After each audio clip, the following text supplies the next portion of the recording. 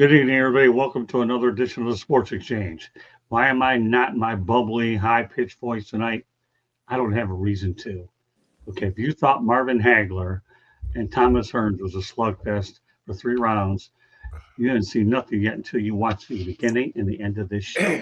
I'm going to tell you right now. Okay, I once learned a message from a mentor of mine: don't get mad, get even. Well, consider this a show for me tonight that I'm going to address some serious business that took place on Saturday after the Miami Hurricanes clobbered the NC State Wolfpack 41-7. Let me preface you about what I'm going to talk about tonight.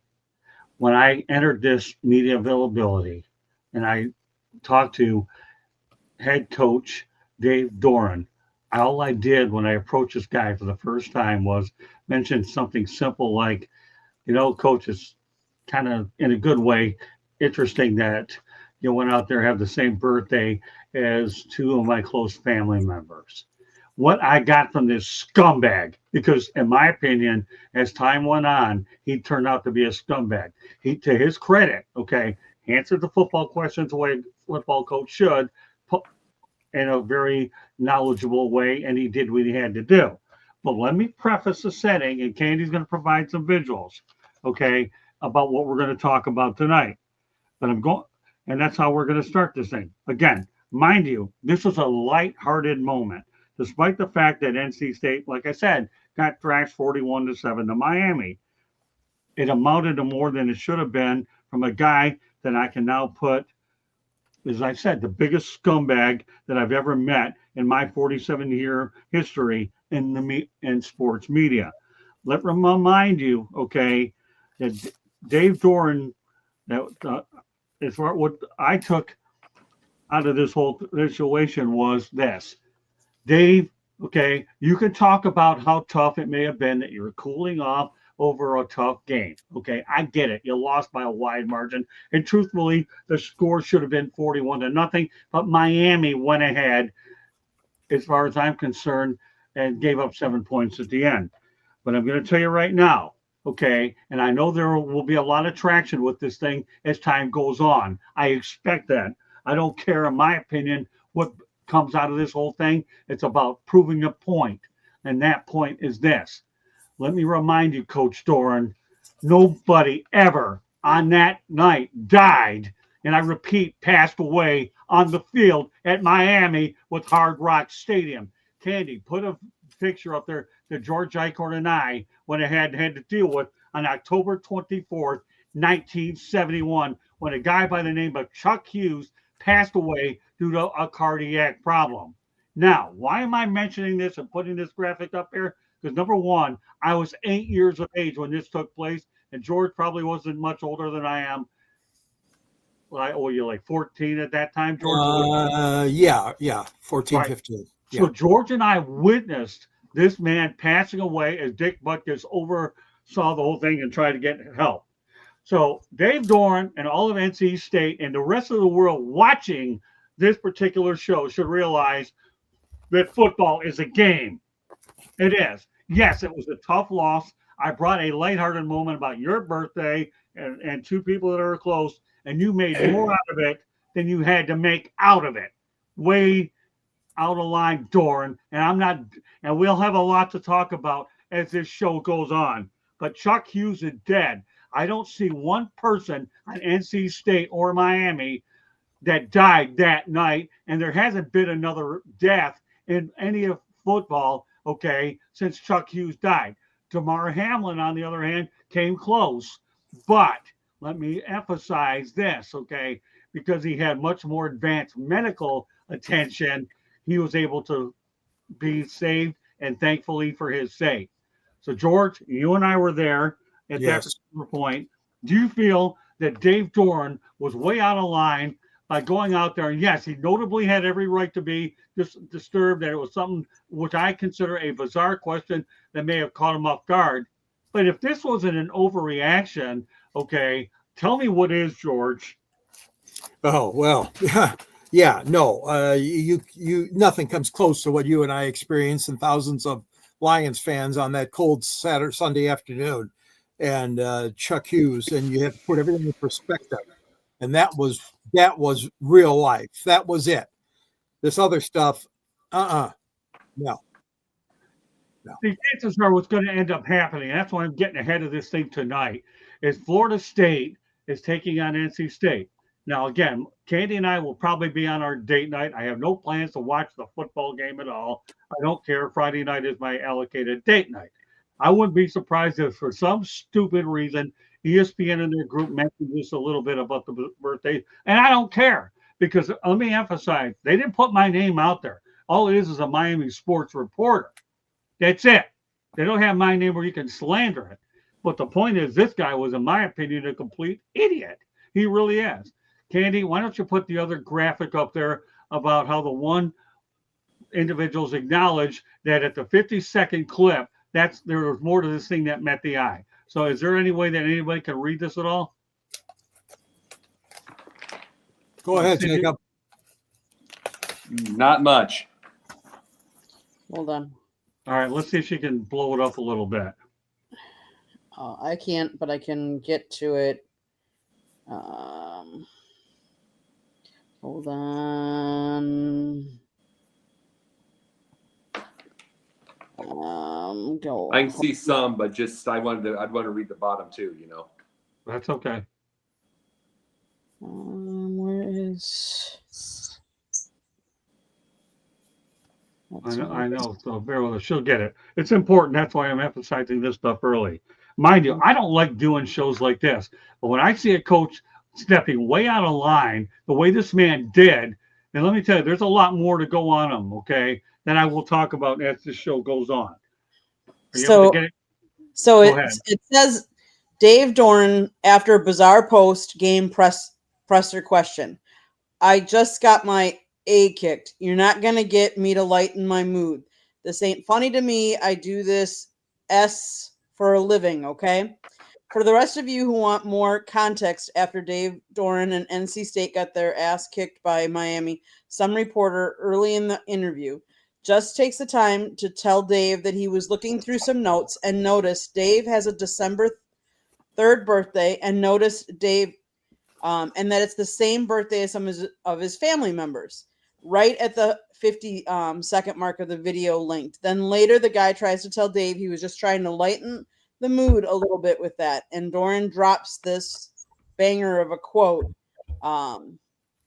that says, yeah, I just got my A kicked. You're not going to get me to lighten my mood. This ain't funny to me. I do this S for a living. Okay?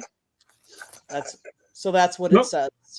So as far as I'm concerned, the word that he's using, the S for a living, okay, which I hope his employers see, okay, that is S for job for a living. Let me remind you, Dave Doeren, you get paid $5.25 million to do this. $5.25 million to do this S job for a living. Okay, so you're getting paid a lot of money. I don't think anybody in this whole wide world is going to worry about you feeling bad over something that was intended to be lighthearted, that was not a life or death situation. Now, I'm going to talk about the recent lack of success that they've had all year, because some of their losses are pitiful for a guy getting paid $5.25 million. I hope and pray that his employers, when this season's over, go out there and justify whether this man should even be behind a microphone. I'll get behind that in a little bit. But let me tell you, Dave, and I'm going to remind you and everybody throughout the show, Dave Doeren and Chuck Hughes will only be related to one show ever. Okay, and that's this one. I don't like doing these shows. I have better things to do with this particular show, like talking about different non-sports related and important human interest matters. But there comes a point where you have to do what is ethically right in order to set the record straight about a guy who is definitely not Don Shula, who's not Bill Belichick, and a lot of the great ones of all time. Don't really know what to call him, although I've already mentioned the word scumbag. I don't know how many times I can use that word on one show. I don't really, frankly, care for this memorable evening as we get ready for a beautiful Thanksgiving next week. Although, actually, when we're talking about a turkey, I found one a week earlier. So, with that said, Okay. I mean, I haven't had any caffeine today, so the one-liners are coming out, and that's presented by Sprite Zero Sugar. So Sprite, I am looking for a little bit of coin on this particular deal. So let's talk about Doeren's track record in terms of being rude to the media. He's been called a douchebag. He has a dry sense of humor, among other things. He did get his ass kicked and will get it again from me tonight. Sure, everybody can tell that he's getting it, right? Oh, but that's okay. There's more to come, Dave. Trust me. His team has lost. Mind you, now let's talk, put the facts out here now. Now we're talking facts. Take it off of me. They lost to Duke 45-33. They've lost to Virginia Tech 23-21 while they're in transition, mind you. Although they have a new coach in James Franklin, Virginia Tech will no longer be a laughing stock. Mark my word. That's in weeks 4 and 5. He wins again against Campbell. Tommy, I didn't even know they even had a football team. All I ever hear about him is in the NCAA tournament, right? I mean, have you? Of course, beat Campbell. What was that? Oh my God, what an impressive win. This gets you national championship status. 56-10. Good stuff, Dave. You beat them up. Is Campbell, are they considered the Camels, or I don't even know what they're called? Camels. You don't even know. I don't know. One time I ever hear about them, yeah, is in the NCAA tournament. Week 6, guess what? The Catholics, Notre Dame, clobbers them. Week 7, 36-7. Can only imagine what that media availability sounded like. Oh my gosh. Miami 41-7 North. Oh, but it gets even better than this. Then he wins against, he does against Pittsburgh. He loses, Pittsburgh wins 53-34. Double figures. Do we see a common trend here? Oh, it only gets better. He gets a bye week there, so you can't really lose that game because nobody wins, nobody loses. But that's good enough. He does go ahead and beat Georgia Tech, which I did talk to him about. Okay, good win leading up to my question, 48-36, but then he gets clobbered by Miami 41-7. So, Tom, all I'm going to ask you is about this track record of games. Okay, and let's just keep it totally on the games, okay, Tommy? What are your thoughts about his recent body of work when you look at everything there? Now, we talk about the dry sense of humor. What are some of the things that you've heard about his relationship with the media? Do you say that he has a testy relationship with the media? Is that safe for you to say that it can be that way? Well, he can respond to questions. He can get testy responding to questions, yeah. But okay. North Carolina State's been up and down for quite a while now. They struggle to get that breakthrough game. They what? They struggle for their breakthrough games, and that's true under Dave Doeren. It was true under their old coach O'Brien. It's always been that way. In fact, they have a radio show, radio episodes in this up here called Pack Therapy to kind of help NC State fans suffer through all the disappointment. So they've always been up and down.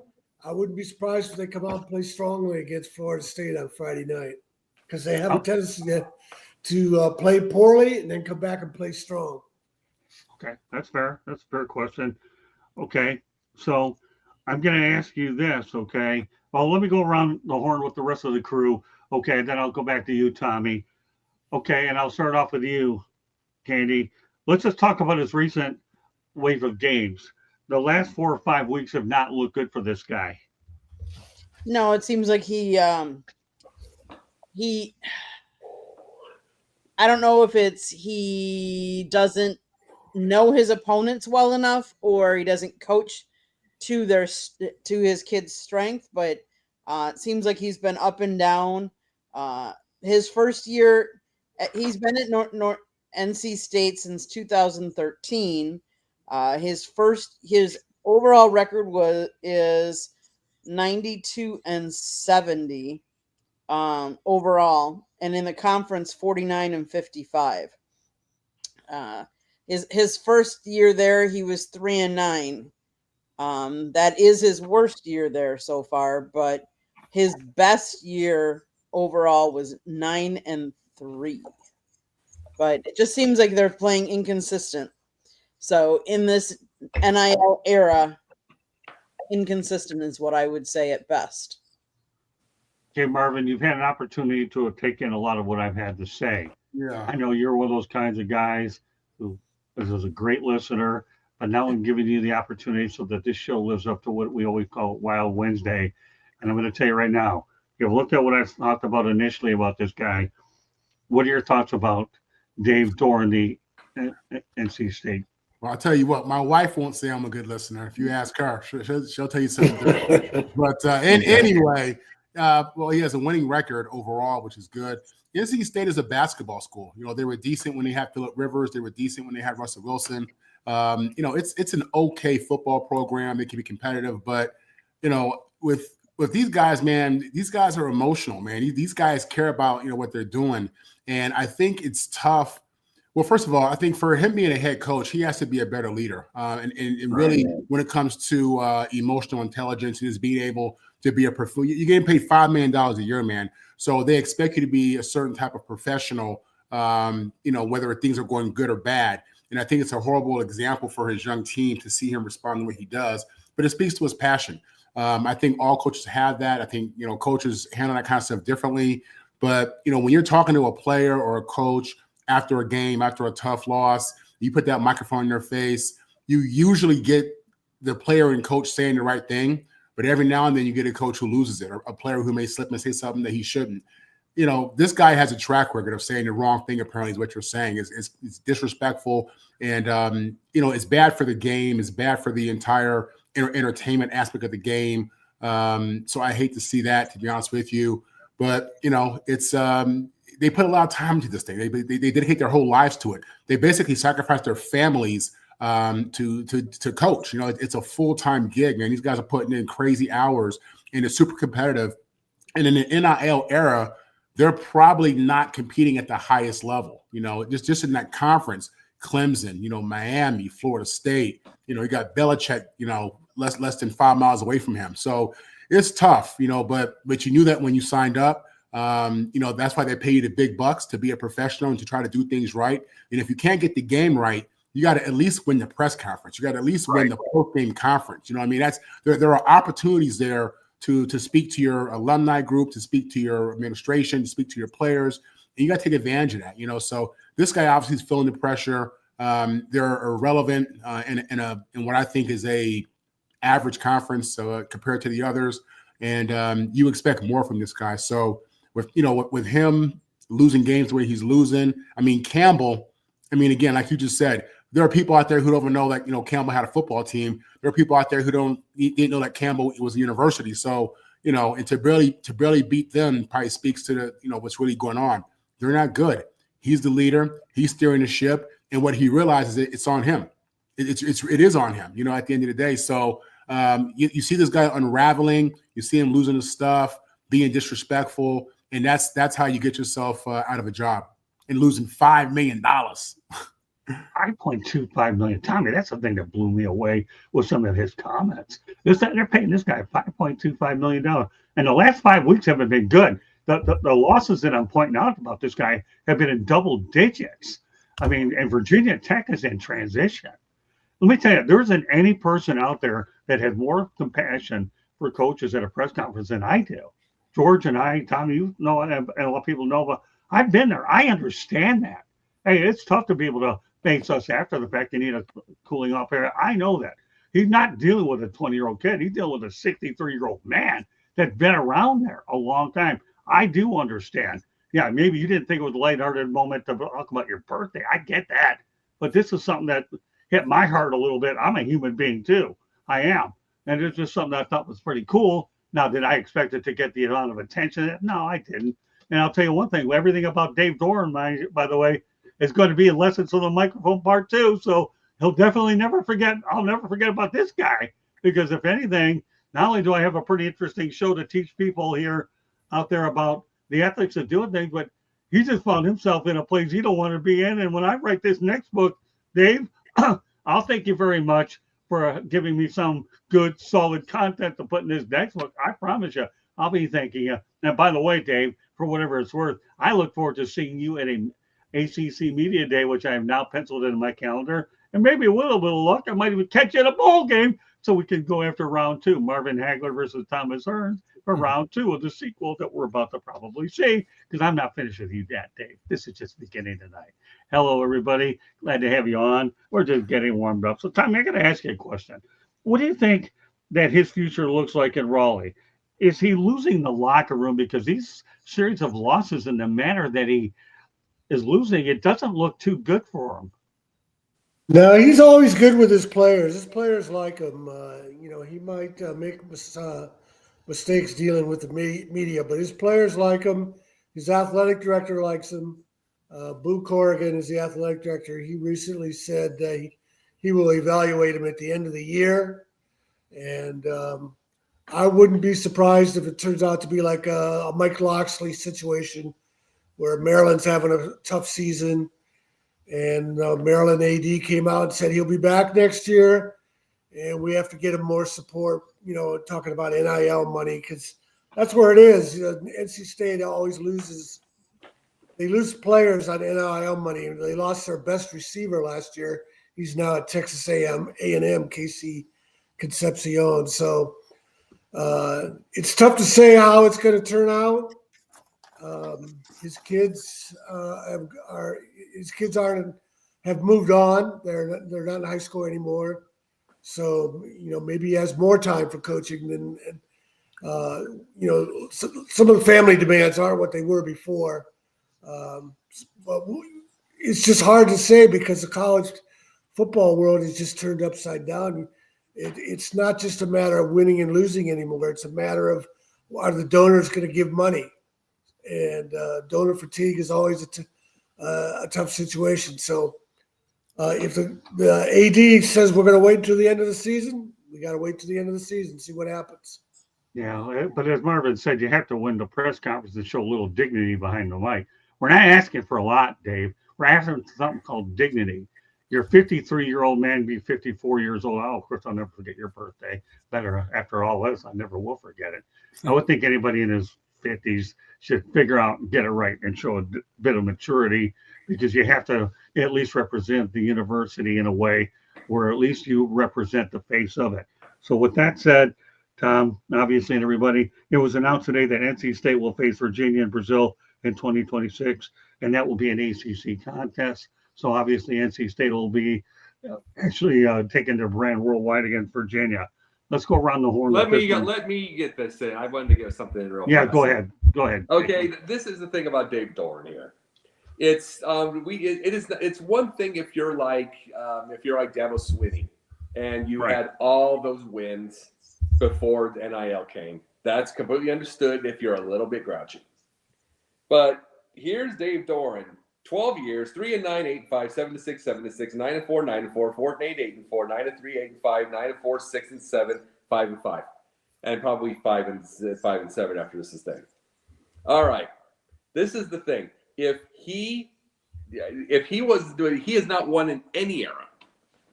This is the thing about it. He gets this. He's probably, the way he's grouchy, he's probably put in the 18-hour days like they talk about, the ones that the ones that some coaches will say don't do 18 hours, spend with your family. You guys know what I'm talking about. He's probably doing those hours, and he's got that kind of record. The thing is, here's the deal. This is the only school that's ever going to give him that much time for that little winning.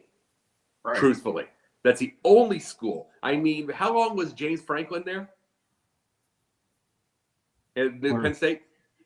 Was it 12 years at least? I think. I don't know, a long time.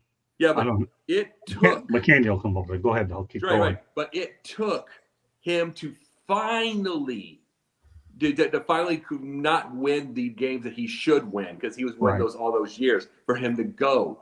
This guy's won no big games ever, and he's lost a lot of small ones. Right. So the big thing about this is the fact that this is going to catch up with a lot of other schools when he wants to get a job.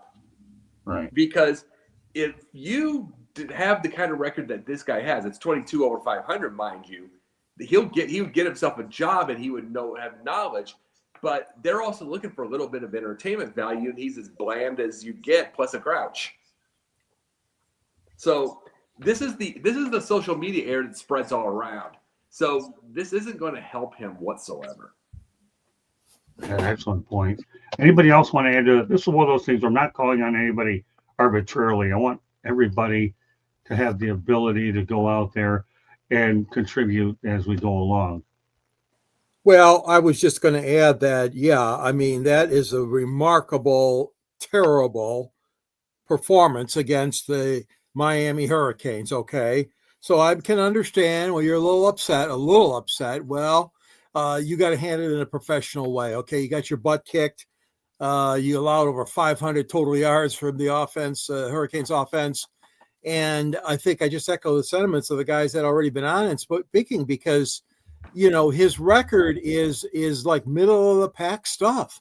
It's not the exemplary kind of coaching record that you would expect for a man getting that much money. And I know there's tremendous pressures on Jacob. We all know, okay, all this stuff going on, NIL and the players jumping after 1 year, 2 years, and moving all around, all this crap going on. But you got to handle yourself professionally. You got to be somebody that I'm going to look up to. And his performance is not something I would look up to in those locker rooms. He is not keeping his cool, period. That's how I feel, Scott. Anybody else? This is a wide open conversation. Real quickly, it's old. It's just that old. He probably had a dad that coached somewhere, some high school, whatever. We don't know the story. But that's what they know. You scream and holler and scream. And this is what I brought up in Pundit before. They scream and holler and think they're tough. And if you ever look at, there's these little classes that a lot of these Navy SEALs called the Stoics. And they says, if you lose your temper, you're a child. And a lot of these coaches could really use that. It's because the ones that keep their cool and keep their mind and keep everything going are the ones that usually start to win a little more. It's because they kind of keep it's like truthfully, a lot of the ones we talk about from college or whatever, we'll just say from pros, Mike Tomlin, you don't see him get too steamed up too often. He gets steamed to their face where the camera don't see. We've seen a couple of those little deals, but you don't see it on the thing where he gets steamed up at the refs and yells and hollers and raises his voice. That's one of the things. It's like coaches now should have a lot more of an understanding what gets into the kids' minds to how to win. And I'm not saying, like I said to you, Marvin, I'm not saying they should not yell at a certain time, because kids still do want tough love. They just want it pick and choose. Yeah, I'm sorry, go ahead. They want to pick and choose. Like, they do want a dad, if you will. A lot of them don't have dads. They do want a dad, and they do want to be reminded. They just don't want it all the time where their feelings are hurt all the time. Go ahead.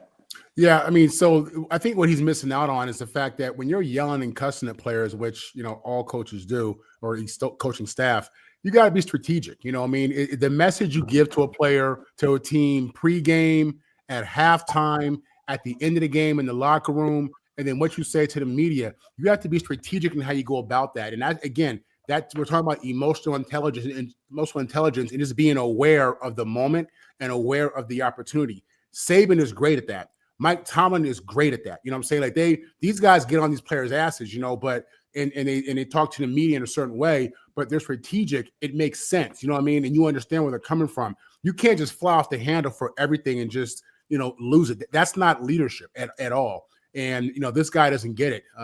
We have way too much information out there in regards to leadership and emotional intelligence, and he's not subscribing to the new information at all. Like Jacob was saying, this guy has an old school approach without the strategy, and it's showing up. It shows up as a meltdown.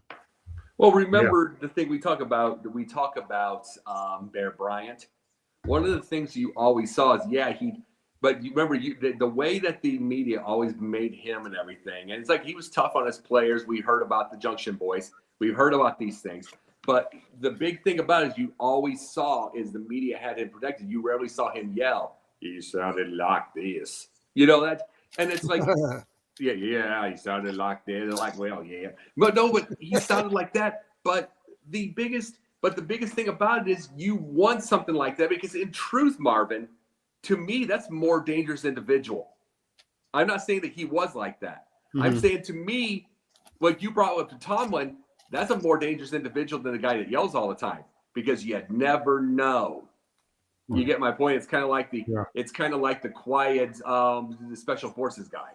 Mm-hmm. And he was probably 150 pounds. You never know. And we've learned this part, that the screaming does nothing if you do that so much. Right. Yeah, because players go tone deaf after a while. You know, the reality is when you deal with a player, sometimes you put your arm around them, sometimes you yell at them, sometimes you cuss them out, sometimes you pray with them. Sometimes, so, but again, it's about being strategic. And that goes with being a great head coach and understanding leadership and understanding that it's by any means necessary. But again, it has to be strategic. You can't just go up there and just, poop the bed. You know what I'm saying? Which he does. It's just that's not you're losing people like that. So I agree with you, Jacob. Mm-hmm. Yeah, I mean, strategic is what it is. Let me tell you one thing that Doeren doesn't get. Life's a chess match. He's losing it badly with his record and not winning the press conferences. Mm-hmm. And I'm going to get to some about Mario Cristobal in just a few moments. And now you'll know the difference between you talk about the difference between a Cadillac versus a Chevy. This guy, when you compare Mario Cristobal versus this guy, Mario's easily a Cadillac compared to this guy he'd get Vegas status as far as I'm concerned, George, because you and I know how much those are, or Pinot statuses. That's how badly these things are. Because this guy pulling up at the gas tank for unnecessary reasons. He really, really is. Let me continue on. This is an ongoing conversation tonight.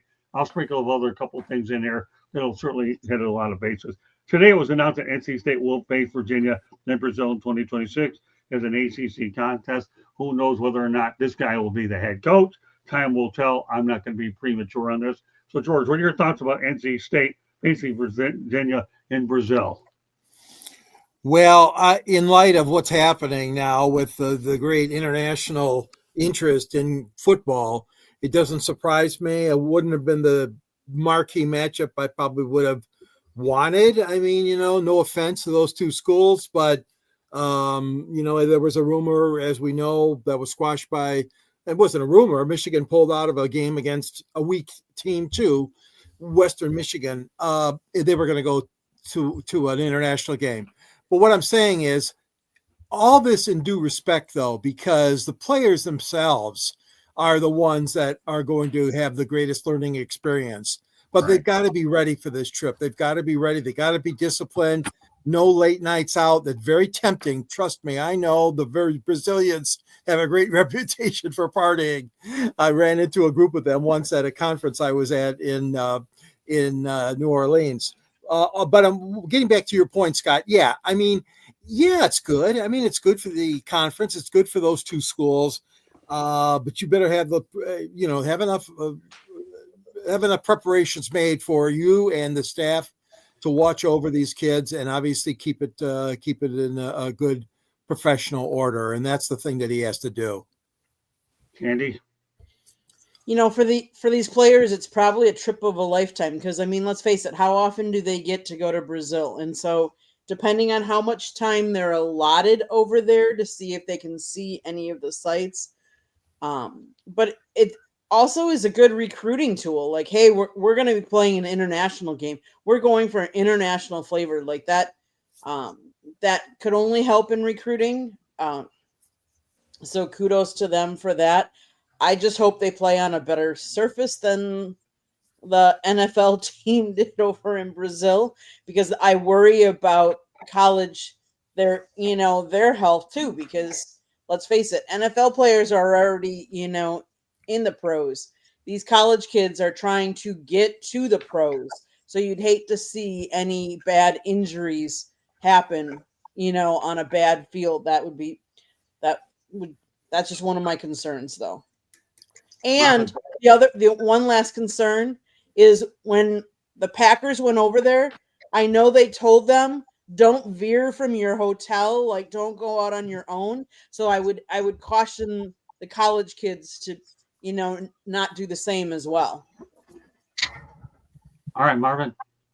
Hey, Brazil, that's a big deal, man. I was trying to go to Brazil for my bachelor party, but my then fiance said no. These guys, listen, these guys, you got boys, in North Carolina who the first time they've been on a plane was on a recruiting trip. You know what I'm saying? So when you go into someone's house and you're talking about, hey, we're going to Brazil, the beaches, the weather, the climate, the culture. That's a big turn on, man. That's a big deal. That would definitely impact someone's decisions to want to go to a school there. I think it's great, man. I love, so I'm a football nerd, so I love to see the game expanding. at the end of the day, it's not a game, it's a business. We all forget that, whether it's even high school now, but college and pro, it's not about the game, it's about the money. And they're pushing that brand, and they're trying to get people all over the world going for their university. They're trying to entice these kids. I think it's a good thing, and I'm excited for these young kids who can travel abroad and play football. It just enhances that college experience, and it just has tremendous impact on you when you can go somewhere and see different cultures. Again, a lot of these kids in Carolina, this is not just North Carolina, but a lot of kids, are sheltered and don't leave their state, don't travel a lot. So it's a big deal, and I think it's a good thing. Okay, Gabe, glad to have you in the chat room. We will be bringing you on next week, considering the nature of the topic tonight.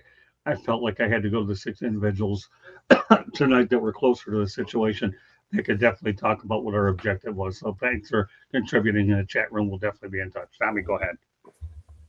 Yeah, they're copying the NFL. You see more and more college games going overseas. In fact, there's been games at least 6 straight years in Ireland. And interestingly, with NC State and Virginia are going to play in Brazil, North Carolina and TCU are going to play in Ireland next year. So that's 2 of the teams from the Triangle that are going to be going out of the country. But yeah, it's getting more common. The football's spreading. I want to comment on one other thing. George said, Michigan bailed out on a game against Ohio State. Not Ohio State, Tom. No, it wasn't Ohio State. No, it was during the pandemic. They didn't play.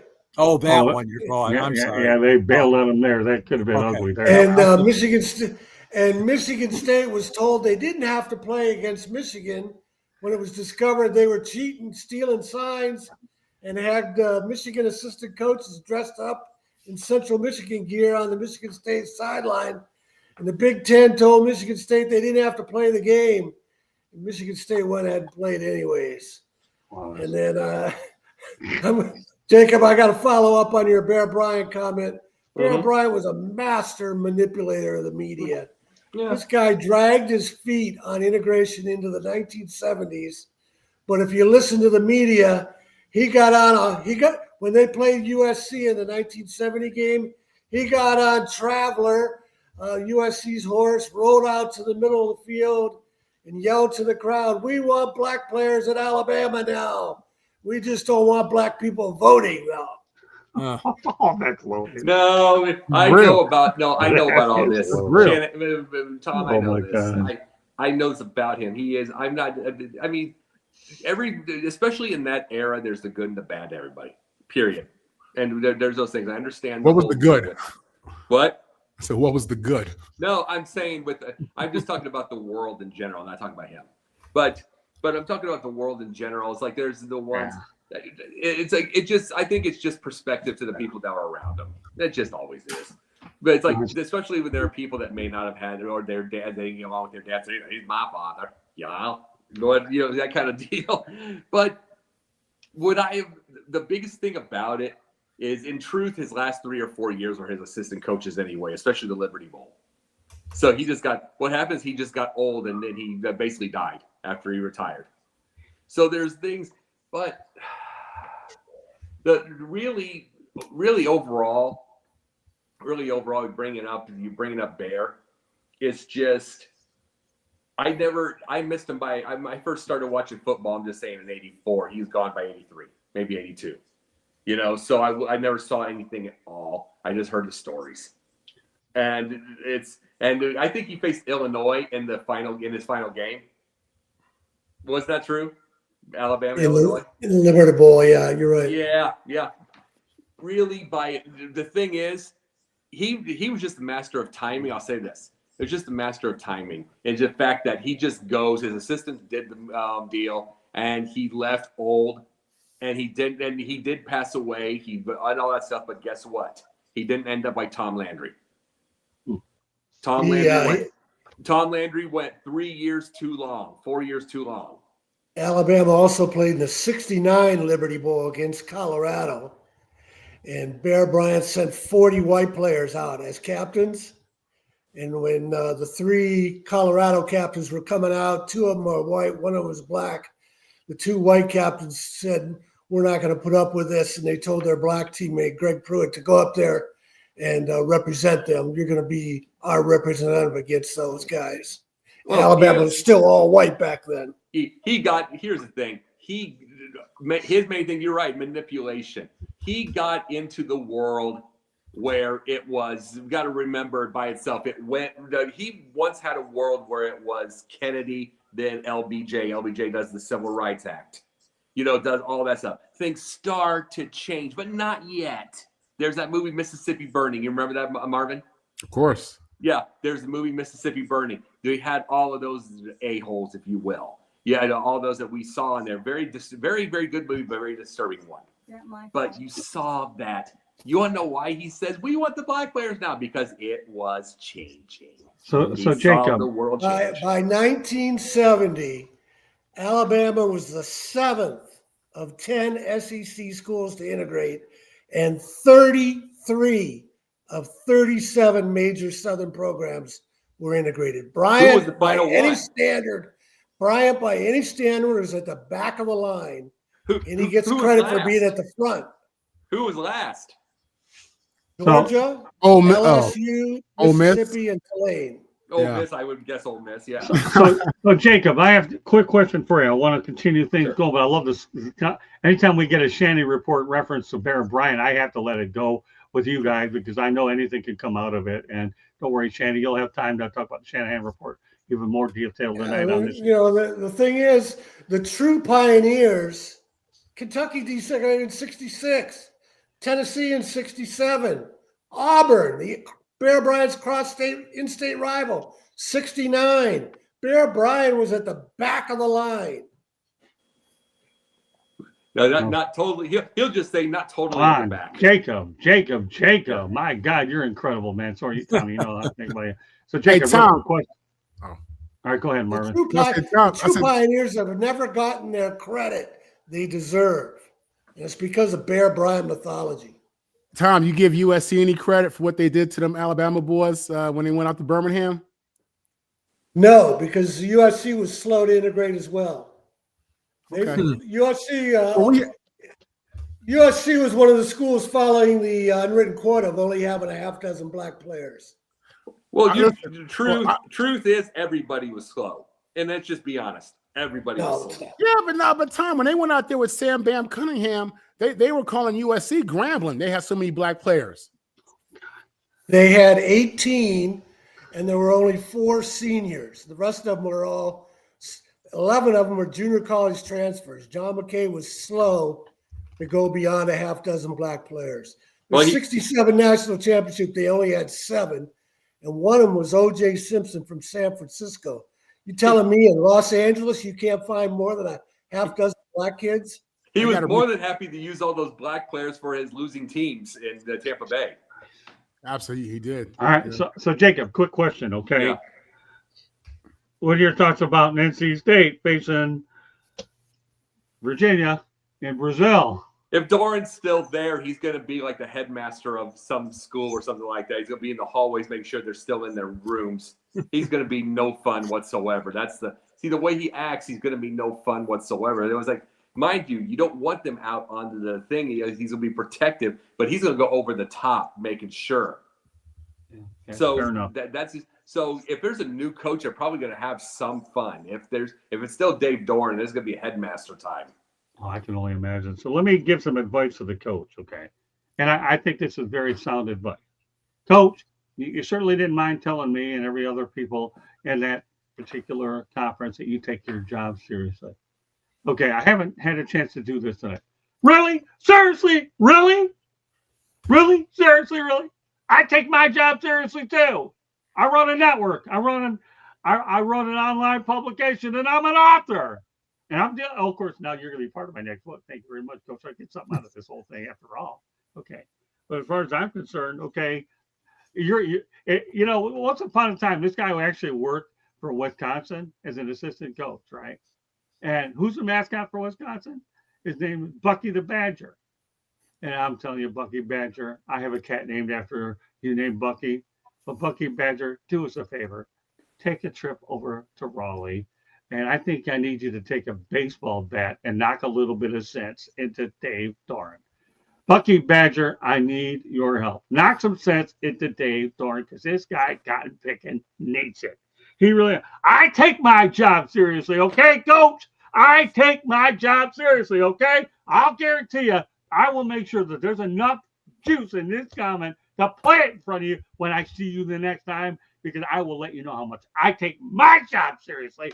And for the last 47 years, I have been throughout my whole working life. So, Coach Doeren, I look forward to our paths crossing because you know something? Just a reminder to Mr. Doeren, okay? Marshall McLuhan, here's a little media lesson for those of you out there tuning in for the first time. Okay, Marshall McLuhan. Anybody ever remember him? I don't know how many people raise hands. Anybody remember him?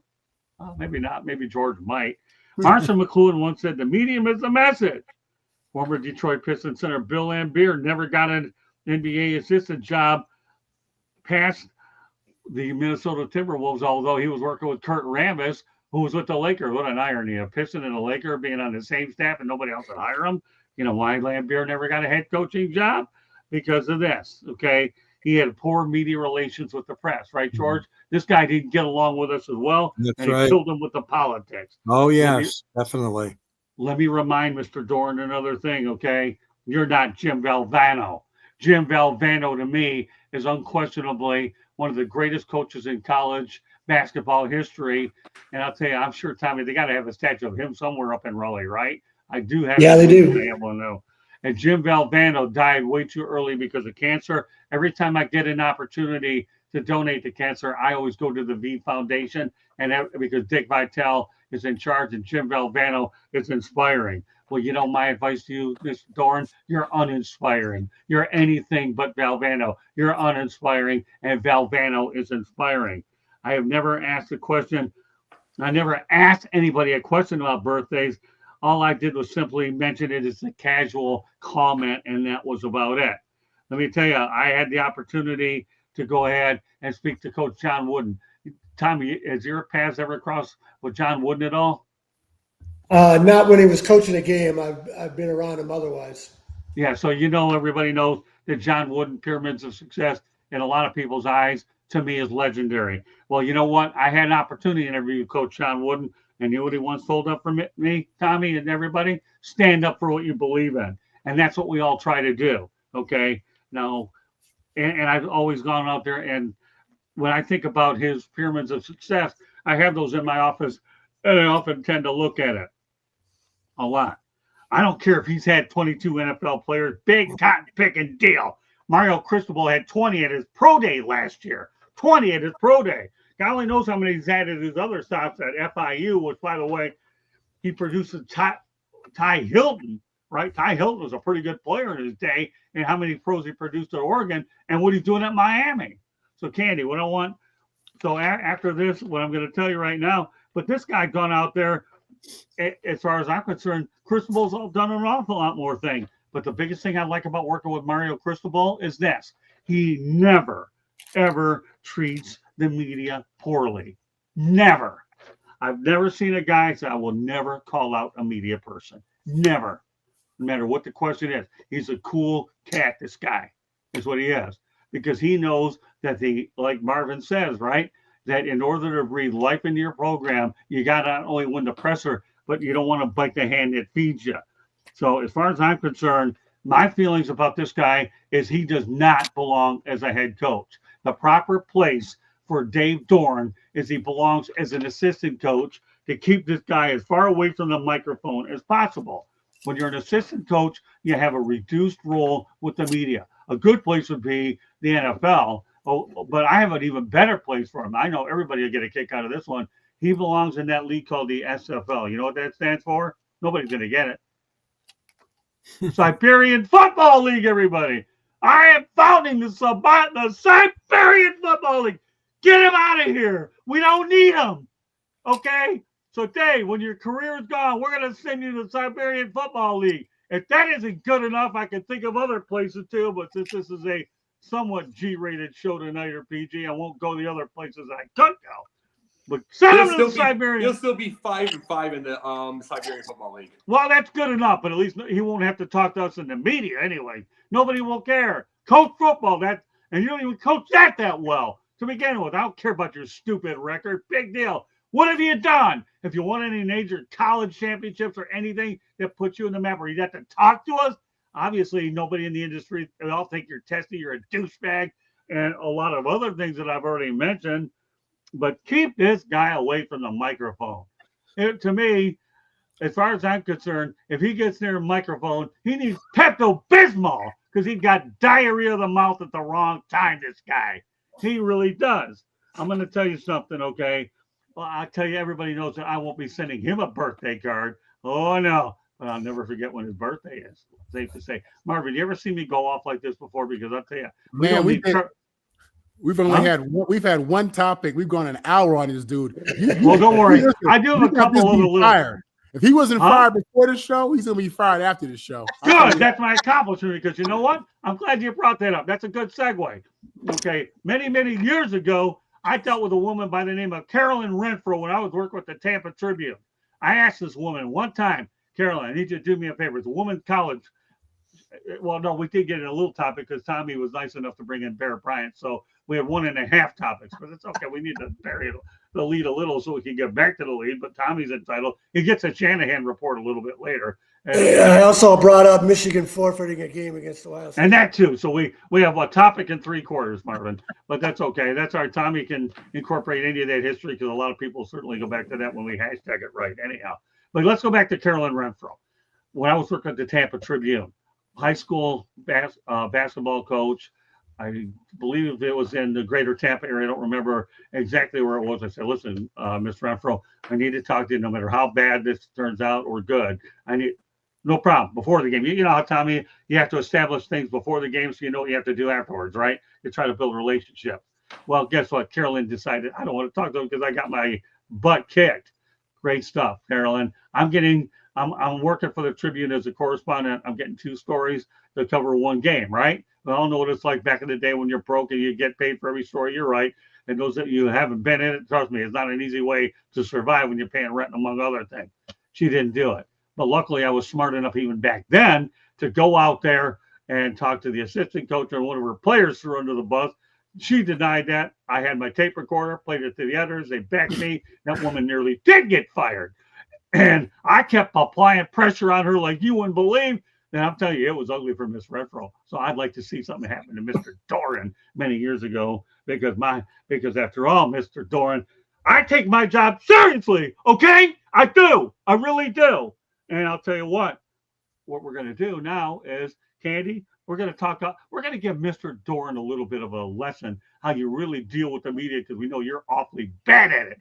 So what we're going to do is play a clip from Frank Reich, and we're going to put another one up there from Jeff Rome. And I'm going to tell you what, let me preface these comments. Don't worry, Marvel. We got more juice with a couple other topics here. I have to leave a lot of this stuff in here because I only have 1 week to get out of my system. And I'm thankful using tonight as I don't view it as therapy, but I think it's some of those things that if you're in the media, that young writers and people in the business, that you're going to deal with people like this. And I think when you're veteran and you're able to understand it, and the fact that I get at least an opportunity to crush him in my book because of something that should never have happened in the first place. It is what it is. But here's a lesson right now, taking a lesson of turning a negative into a positive. Let me preface this first one off about Frank Reich. Everybody knows that he's the all-time, that he went out there and led the Bills to the biggest comeback in NFL history. How many people remember that game? I'm sure a lot of people do, right? Fans? Okay. Well, you know what? I go back to my time with Frank Reich back when I was with the Lions in 97 and 98. You want to say it's a little bit of hooked up with us being teammates. Frank was there anytime I needed. Even after it was good seeing you again, Scott. It really was. We shook hands. So you know what, Frank, I really need you tonight. And then I'll tell you, I think you need to teach Mr. Doeren a little lesson how to deal with us. Because I'll tell you what, tonight I feel like I'm a pit bull and a Doberman pinscher. And you're the target that I have tonight. So with that said, Candy, go ahead and put Frank Reich up. We'll let everybody comment on Frank Reich. And then we'll come back to Jeff Rome, yet another classy individual at Louisville. I'm sure, Tommy, you've had good interactions with not only Reich, but probably Jeff Rome, too. Is that correct? No, not really. I haven't been around their teams. Yeah, Rome is great. Reich is better. Candy, go to the tape. Any particular order? Which one you want first? Well, yeah, I actually do. I want you to go out there and put. I want you to go ahead and put Reich up first. Okay. Let me get that one.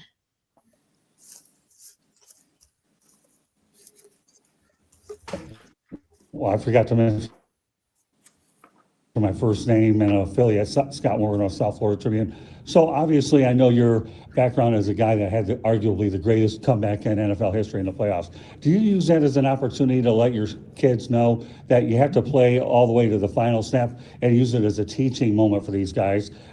That, you know, I don't know how many of them know about Yogi Berra. It's not over till it's over, but you led by example by doing that, and that's a good teaching tool since you're at college to be able to tell it to these students because they are student athletes. No, absolutely, Scott, and I appreciate the question and the sentiment. Yeah, you know, I don't overplay my playing career, but I do pick key lessons, you know, that can help us be a better team, right? I mean, that's really all that matters. If it's something that can help us be a better football team, then I'm going to draw from that experience and I'll talk about it when necessary. But really, the focus is, you know, on our system, what we're doing. But yes, I have talked to them about that over the course of my time there, and lessons learned through those kind of games. Ben? There you go. You talk about a guy who can take that situation, leading a big comeback, and try to instill that in his young players. And I mentioned Yogi Berra. It's not over till it's over. Okay, Marvin, we could call this a topic in its own if you don't mind. Okay, because now this is a lesson from Frank Reich. Okay, what are your thoughts about Frank Reich, not only as a player but as a coach? Obviously, you know, it was a tough deal that he had in Carolina, but his overall body of work as a player and an individual, he comes across as a class act.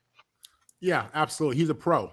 He's a pro. Obviously, he's somebody who's been groomed well. He's been under great leadership, whether it's his, you know, at home growing up, or his coaches have impacted him.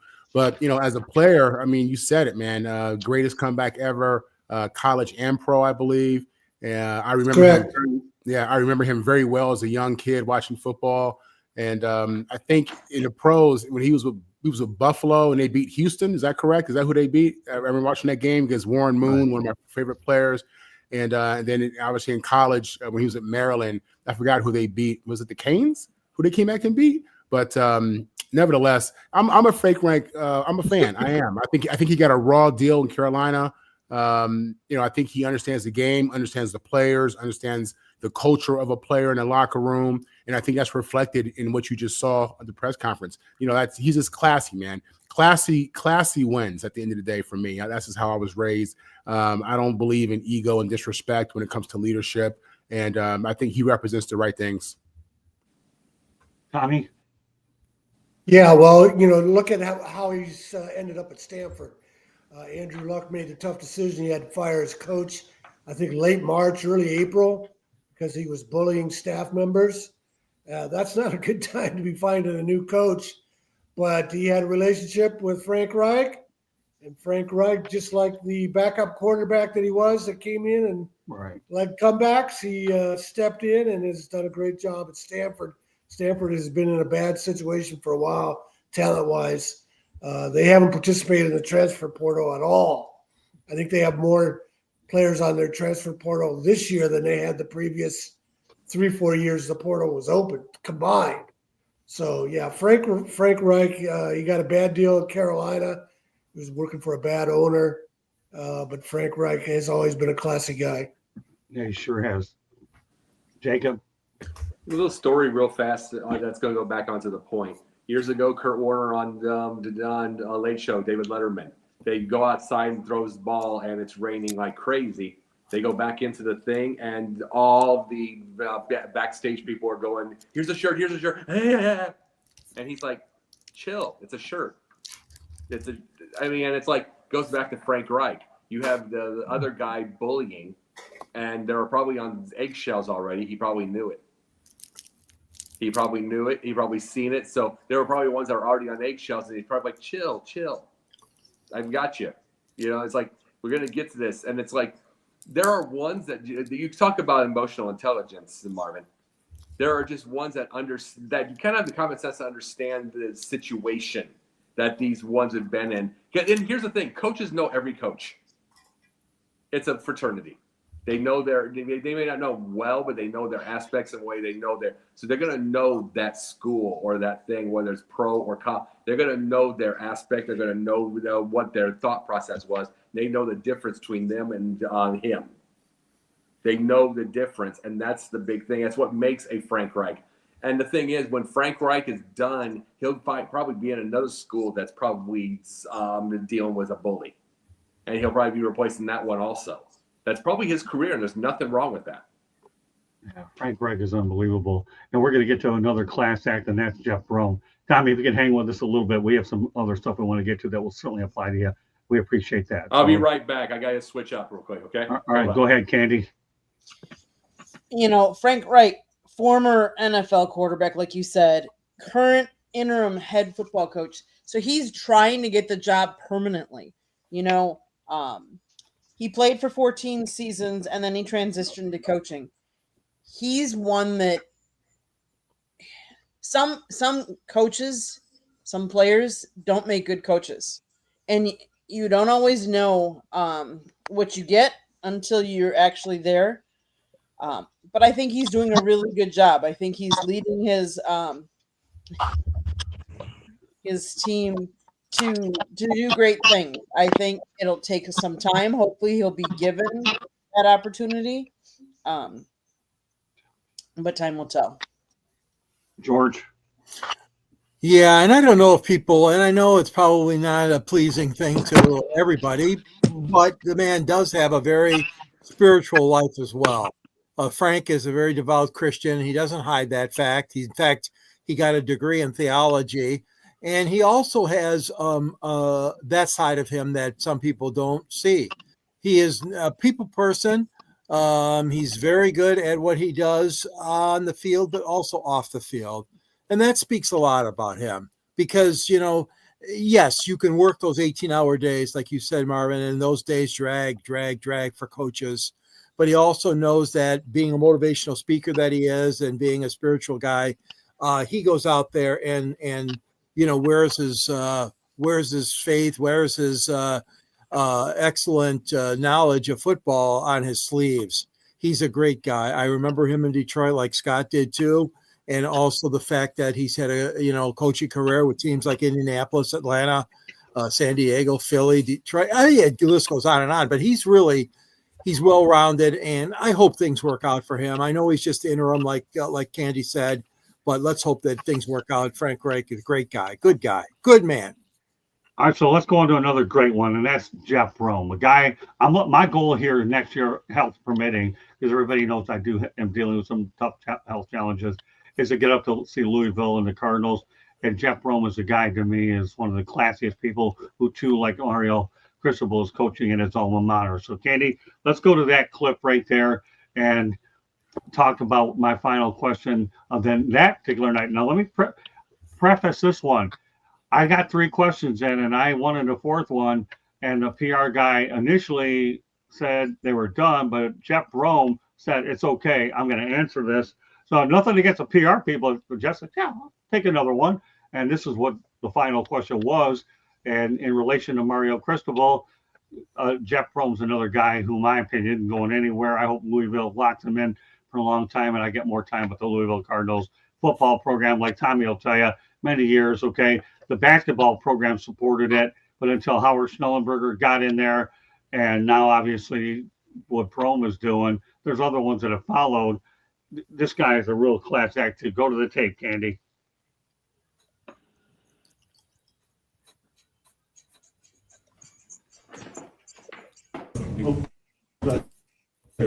Yeah, what I was going to ask you, what's it like for you to actually be able to coach at your alma mater and have some pretty good success over here? Because, this is unbelievable to be able to do what you're doing.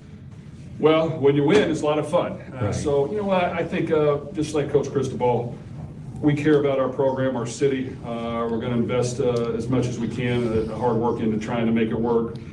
We hope that it's happy Saturdays for everybody, but sometimes you are going to lose. But you got to be tough enough to withstand, the noise and come back and work hard and do it again. And I know Miami will come ready to play next week, and we're going to have to find a way to come ready to play next week. But it's great to make your own fans happy. the key words in this particular thing, like the basketball coach Danny Crum, okay, he cares about his program. Marvin, how many times have you said you have to win the presser? But this guy truly does care about his program. Let's go back to Jeff Rome. What are your thoughts about Jeff Rome, not only as an individual, but as a guy who's a representative of that program? Yeah, I mean, so listen, he went to school there. He's coaching at his alma mater. I get that, man. You know, that's a school that he loves. I think he's had family who's played there as well, and he understands that culture, that community, and that locker room, those kids. You know what I mean? And I think kids will buy into what he's talking about because they understand that he's been in their position. Being at that school is it means more than going. He could go to USC, he can go to Notre Dame. He go to Alabama, but it wouldn't mean the same to him as the school he's at. You know, it's in his heart. You can hear it when he talks. You can feel his energy. It's something that's close to him, and it's. I think it's great when you can hire a guy that's played at the school, graduated from the school, someone that the fan base is familiar with. And when he talks about that school, it's about love, man, because he does love that school. That's family to him. That school is when you go to a school in the pre-NIL, pre-transfer portal days, it's different. It was different back because you're there for 4 or 5 years, and people don't really understand how close a football team is, a football community, especially in a place that's small like Louisville compared to, let's say, the LA, USC. I think for them, it's a good pickup. I hope for him that he can win some games, win relevant games, and continue to grow and climb the ladder. But I think for Louisville, it's a win. I think he's a class act. Yeah, keep in mind that's why Mario Cristobal will have a longer leash at Miami because obviously he's all about the U. And another guy that was recently inducted into the Miami Athletics Hall of Fame is I have a name of Mark Richt.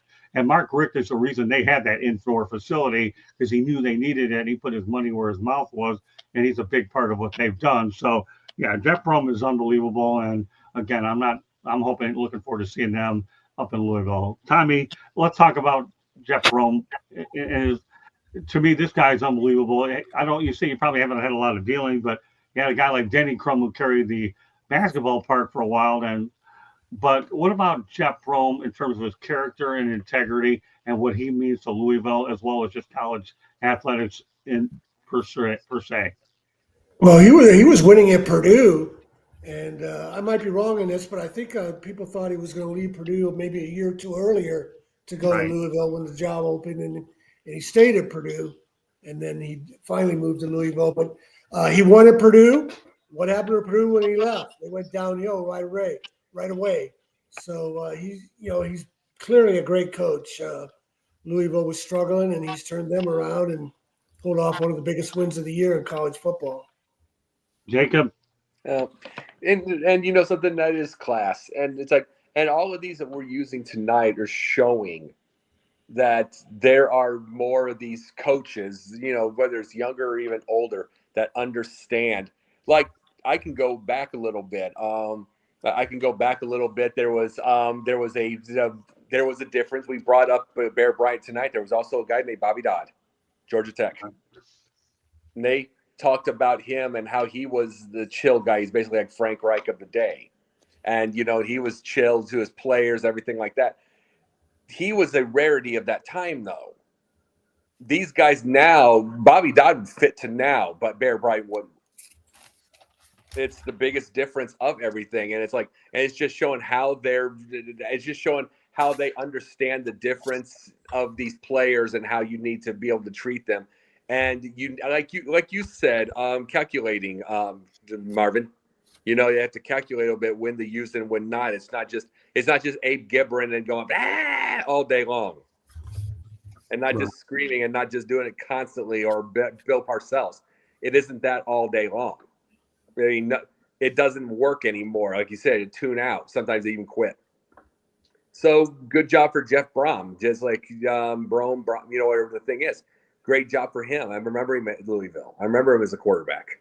And there are ones that never make the big time, but those are the ones that usually become coaches also. Excellent point, Jacob. Candy? as a student, you pick the college you get to go to. So you pick your alma mater. And so you go there and you have pride, especially when you graduate from that. You have pride. It's a sense of honor. And so for him to be able to coach where he played has more meaning than being a coach at any other school. He wants success for that team because he wanted success for it when he was there. So kudos to him for that. And I can see it in Mario too when we go to press conferences, how he played for it too, and how he has a different sense of pride for the program, for the kids, because he wants the kids to have that same feeling that he has for his alma mater. So he's going to coach them. And yes, you coach them. Sometimes you're going to coach them hard. Sometimes it's different. But how you treat the media is a completely different. And you have to respect the media because they're doing their job just like you're doing your job, and I respect him because you saw at the very beginning of that clip, he said, "Oh wait, Scott, you can ask your last question," because he knew that they were going to cut it off and that you weren't going to get that question in, but he wanted you to have it. And I think that shows a lot about his character and the fact that he referenced Mario as well as him as an alma mater and brought both, brought it full circle. I really liked that and respected that. George? Yeah, I mean, Brougham is a good, solid guy, no question about it. I mean, we've already talked about some of his achievements. He's got a really good bowl record, too. He won 2 bowl games at Western Kentucky. He won 2 at Purdue, and then he's 1-1 so far in the bowl season at Louisville. They're sitting right now 7-3, the Cardinals, and he's 26-11 as the Cardinals head coach. And I echo the sentiments of all people on this panel here today. He's a leader. He knows how to work with young men and set their sights on what's to come and the hard work that they've got to do in a football season and all year long. It's not easy. These athletes, are students as well. But Jeff's a good leader. I like him, and I think he's done a terrific job down there. I really do. All I can say is I hope he gets a lifetime contract with Louisville if he hasn't gotten one already. I know that we've talked. One thing that's really tough about Inside the 15, and Marvin and Tommy and I know it because we're in Candy, is it's been a hard show to produce this year because I don't like talking about coaches losing their jobs. I just want to focus on the games of the week. But this has been a challenge for me as an executive producer of all these shows to have to do this. That's why I'm trying to come up with unique topics to keep it real, Tommy and Marvin and Candy, because it's been a juggling act in terms of being able for production standpoints. And that's the toughest part about what we do. So again, Doeren, I take my job seriously. Really? Okay, I do. Why am I saying it a lot? Because I'm making a point. That's what they teach you. Let me go over a couple of other things because I want to talk about some of the real heroes. And I'll tell you, this is going to be a heart-running broadcast. Tommy, if there's a bigger trooper on the planet, it's you. So bear with me tonight. This is a very special show that we're on tonight. I appreciate you with me on this. There's some other good stuff on our way. So let me go over a couple of other things that I think is important to mention, okay? And I want to recap for those individuals just joining, okay, the show for the first time as we get in to our second hour of the show. Candy, I think we did that station break earlier, right? Or did we? Or, you know what? Don't worry about it. We don't need it tonight. Maybe we will at the end. Everybody looking for how to get our contact information. We'll just roll with the ticker tonight. We have a bigger issue that we're going out there and pressing tonight. We'll resume to our station break schedule tomorrow. But I want you to go out there and put that thing about, he got a blank kick, okay, up there. So it'll reinforce what I'm about to put. That will probably likely be the only visual that I will put up here the rest of the way. Yeah, he did get his ass kicked, okay? And he's getting it again tonight because this guy's going to learn something about humility and humble. That's a face to me that everybody should look at. A dejected guy who probably already knows what his fate is. But in this year, it'll be next year. Is a $12 million buyout, Tommy? As I understand it, I think it's a $12 million buyout. So we'll see whether or not they want to get rid of him or not. But that's a guy I like to look at right now. Yeah, you did. Boy, did you ever. but it wasn't as bad as Chuck Hughes did. That really wasn't. I actually happened to be at the game when Mike Utley was paralyzed. And that was a tough game for me to watch because I saw a man off an innocent non-contact play end up losing everything. And this guy's worried about birthdays? Really? Seriously, really? I'm talking Mike Utley now, man. I'm talking about a guy that paralyzed. The only thing paralyzed with him is he got a stroke of judgment. That stroke of judgment is, wow, my God, at least I get to maybe see my next birthday. Maybe I wish I would hope you would ask this question off of a win on my birthday. It's taking a lot more than nothing out of it. Yes, you got it kicked, and I'm going to take it a step further. Marvin, I told you this was Wild Wednesday, and I'm definitely living up to it, aren't I, brother? So here. So let me go over this again. Now we're going to soften it up a little bit, okay?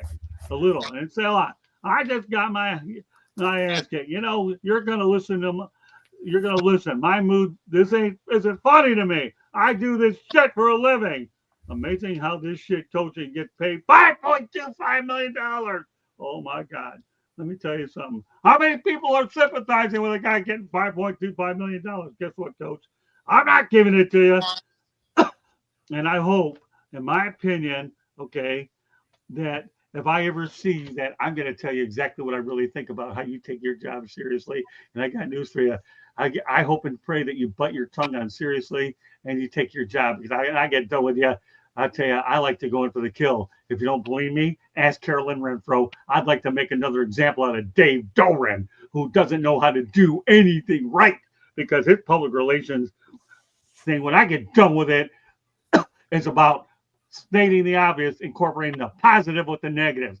For every Dave Doeren that there is out there, we have guys like Jeff Brom. We have guys like Jeff and Frank Reich, Mario Crispos. You have those out there that know how to treat us with respect. Let me tell you, our job is tough enough as it is. It really is, right, Tommy? There's nothing easy about what we do. Would you agree that trying to build relationships and put together an accurate story to do the right thing, that's not easy, is it? It's always a challenge. Yeah, it really is. So I'll tell you what, maybe Mr. Doeren needs a little bit of information about me, okay, tonight. That's why I'm wearing this beautiful orange shirt. No, I know Halloween's already past us. My trick or treat is already over with, but boy, I'm throwing a lot of tricks. So people will get a treat out of this broadcast. Mark my words. No caffeine tonight, people. This is just pure adrenaline. I'm telling you. So here, Mr. I wanted to say this real quick. If there's any other person I want fired besides Dave Doeren, it's who came up with the idea to pay him that kind of money. That contract is more useless than Jacoby Brissett's near 500-yard game. Love it. Good. Jacoby Brissett. I'll make sure I incorporate him in 2 seconds. So let me give Mr. Doeren a little bit of a reminder about me. Okay. I've worked with guys like Tom Lasorda, Chuck Daly, Scotty Bowman, Don Shula. Boy, you heard of him. He's pretty good. Howard Schellenberger, among others. And let's not forget Jim Leland and Don Mattingly. And you know what they can teach you a thing about making sure you don't bite the hand that feeds you, called free advertising, people. Free advertising. What do you think, Tommy? Have I ever tell you how many of those guys ever worked with before? Who's that? Yeah, Who's that? I'll go with what do you think of this list, Tommy? I'm going to ask you. Okay, Chuck Daly, you think he's pretty good? The Pistons coach, I never dealt with. No, Well, you heard of them, right? These are guys that. Oh yeah. Chuck Daly's Daly's a great guy. Here's a good list. Here's some Hall of Famers because I'll tell you what, Dave Doeren, I'm gonna automatically on my zone not only put you in the National Siberian League or whatever I called it earlier, Siberian Football League. Okay, SFL, Siberian Football League. But I'm putting in the Hall of Shame tonight. Okay, and no problem. It's easy. But you got Tom Lasorda, Chuck Daly, great people.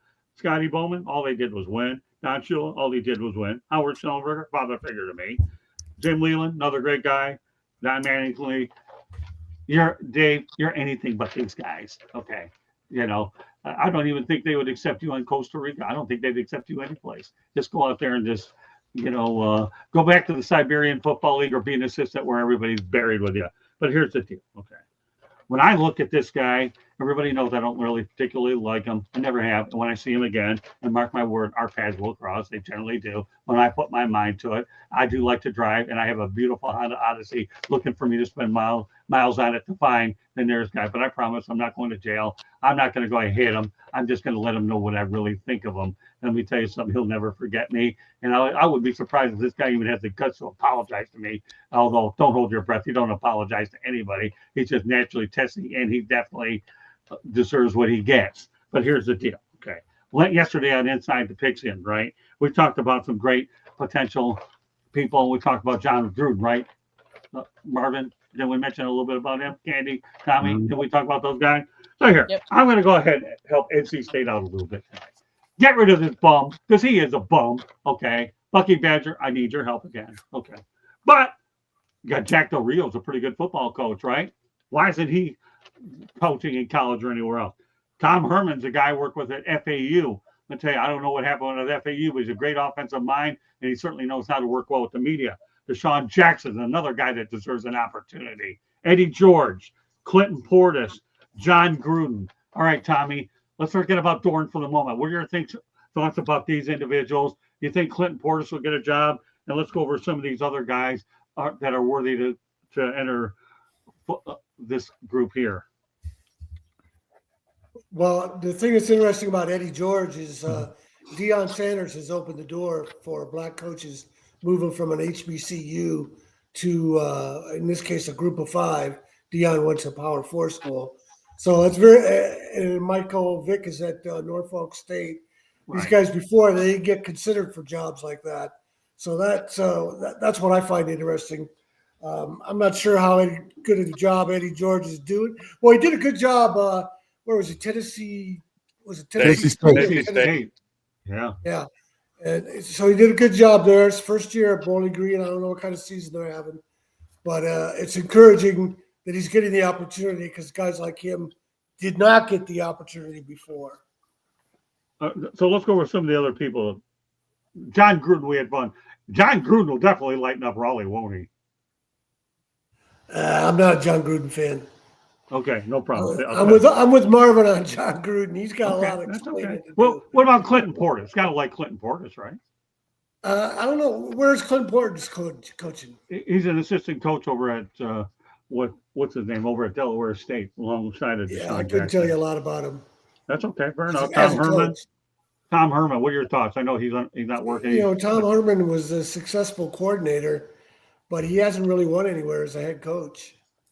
Well, he won a little bit at Texas and FAU. Forget it. That was a tough situation. I know it. Jack Del Rio, though, has a pretty well-established name. Yeah. All right. He has some John Gruden issues.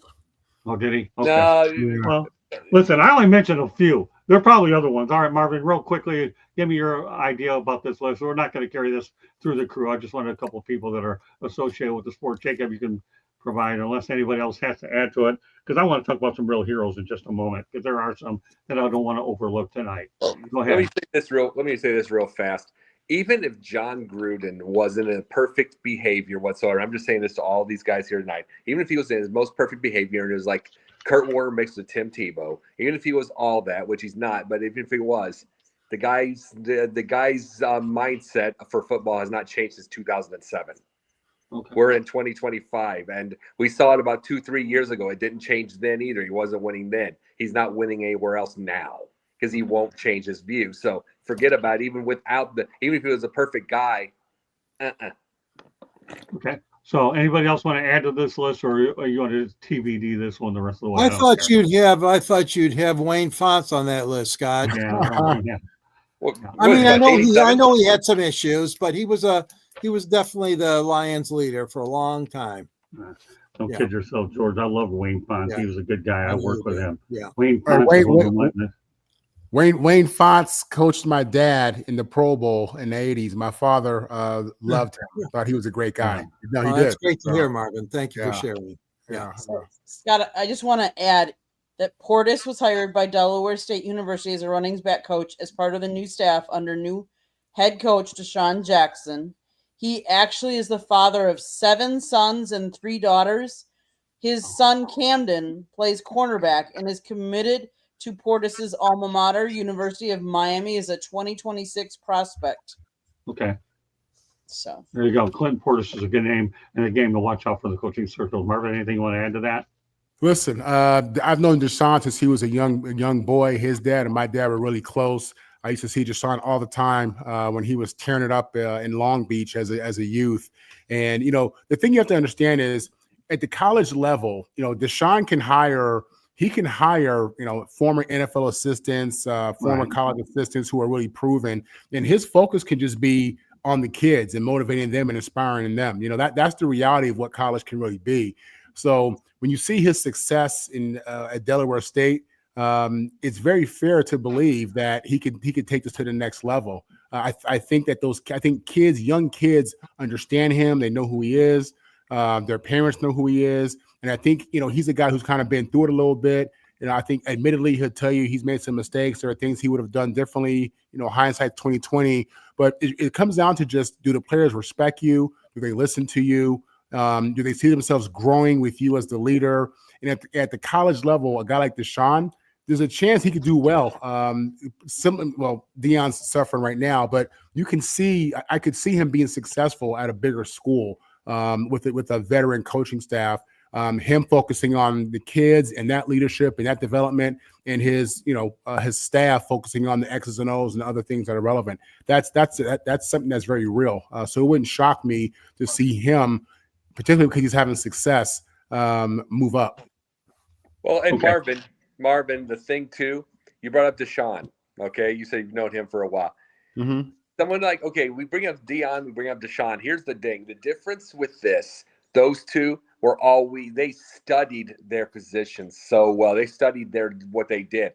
Mind you, that we have the one highlight of what Deshaun did, dropping the ball, but he was phenomenal. The phenomenal student of the wide receiver position. At least he studied that thing. Not just that, keep in mind, he was the first player in NFL history to be voted to the Pro Bowl as a starter in 2 different positions. So, I mean, I think he's you can say that he's a great player versus just a receiver. He's had tremendous impact as a returner and a receiver. Sure. And it's like, and I'm just saying his knowledge of the game, same with Deion. I mean, the greatest backfield guy of all time. Safety of all time. And I'm saying one of those whatsoever. I can see them as coaches based on how they see the game. Michael Vick, I don't. Michael Vick, I didn't say Michael Vick. Michael Vick's at 1-10. What did you say? No, I didn't bring up Michael Vick's name. I wouldn't put him in that conversation. No, I'm just saying Michael Vick's 1-10 Norfolk State for a reason. It's not going to get any better. Yeah. This guy did not study the game once until Andy Reid forced him. He's not. They got him as a coach for the name. He was a terrible choice. Yeah, I hear you. But when you talk about the greatest DB ever, let's not forget Ronnie Lott. I'm done. Oh yeah, I'll give you that. He's one of the greats. But but you got to realize, people tried Ronnie. A lot of people. There was 3 seasons they didn't try. They didn't try Sanders at all. Right. So it's like just that. All right, let me go over a couple things. There might be a little rapid fire, not a lot, okay? I'll just close out my final thoughts on this guy because there are other topics I do want to get to. I want to thank the crew for hanging with me on this night. I really appreciate it. It's an opportunity to bring other people into focus. But after I get done with this comment, I'm going to talk about some really heroes because there have been a lot of them over the last week that I want to make sure we reach out to. My only message to Dave Doeren is this. If you're employed, I will see you either at a bowl game or in an ACC media day, and I am not done with you yet, Doeren. What you set up on, you turned out to be a birthday comment, is going to be D-Day for you when I get done with you. D-Day, okay? And that's all I have to say to this cotton-picking scumbag. That's all you have to say after an hour and a half? That's all you have to say? That's okay. Hey, listen, I don't view this as therapy. I view this as something as a teaching moment for young writers and everybody getting in. And as John Wooden say, you got to stand up for you believe in. You don't let some douchebag like him go out there and throw you away. But he doesn't realize he's dealing with somebody older and a whole lot more experience with him. And I'm not deciding his future. Florida State, okay, and North Carolina will have a lot to do with the next couple of weeks. And if this guy doesn't win, I can only imagine when he started last week and what I'm adding to this tonight isn't going to help matters any. D-Day is coming.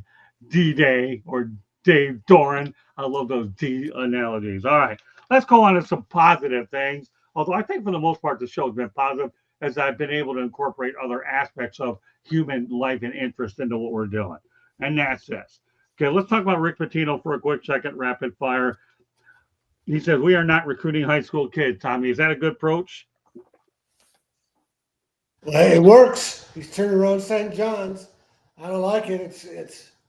Okay. I'm still having a hard time wrapping my head around the drastic changes of college sports, but it works. Okay. What about you, Marvin?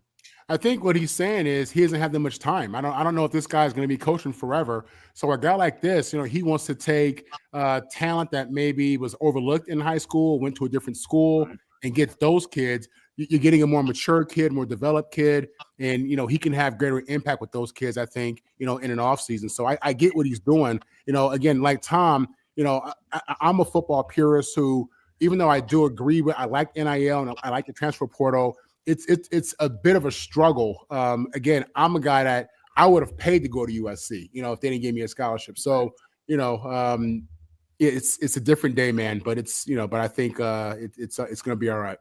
Yeah, I have no problem with Rick doing. If he doesn't feel he needs high school kids, he wants to use transfer portal, he's using the tools. Jacob, rapid fire. Keep in mind you have a fun. Jackie Sherrill won.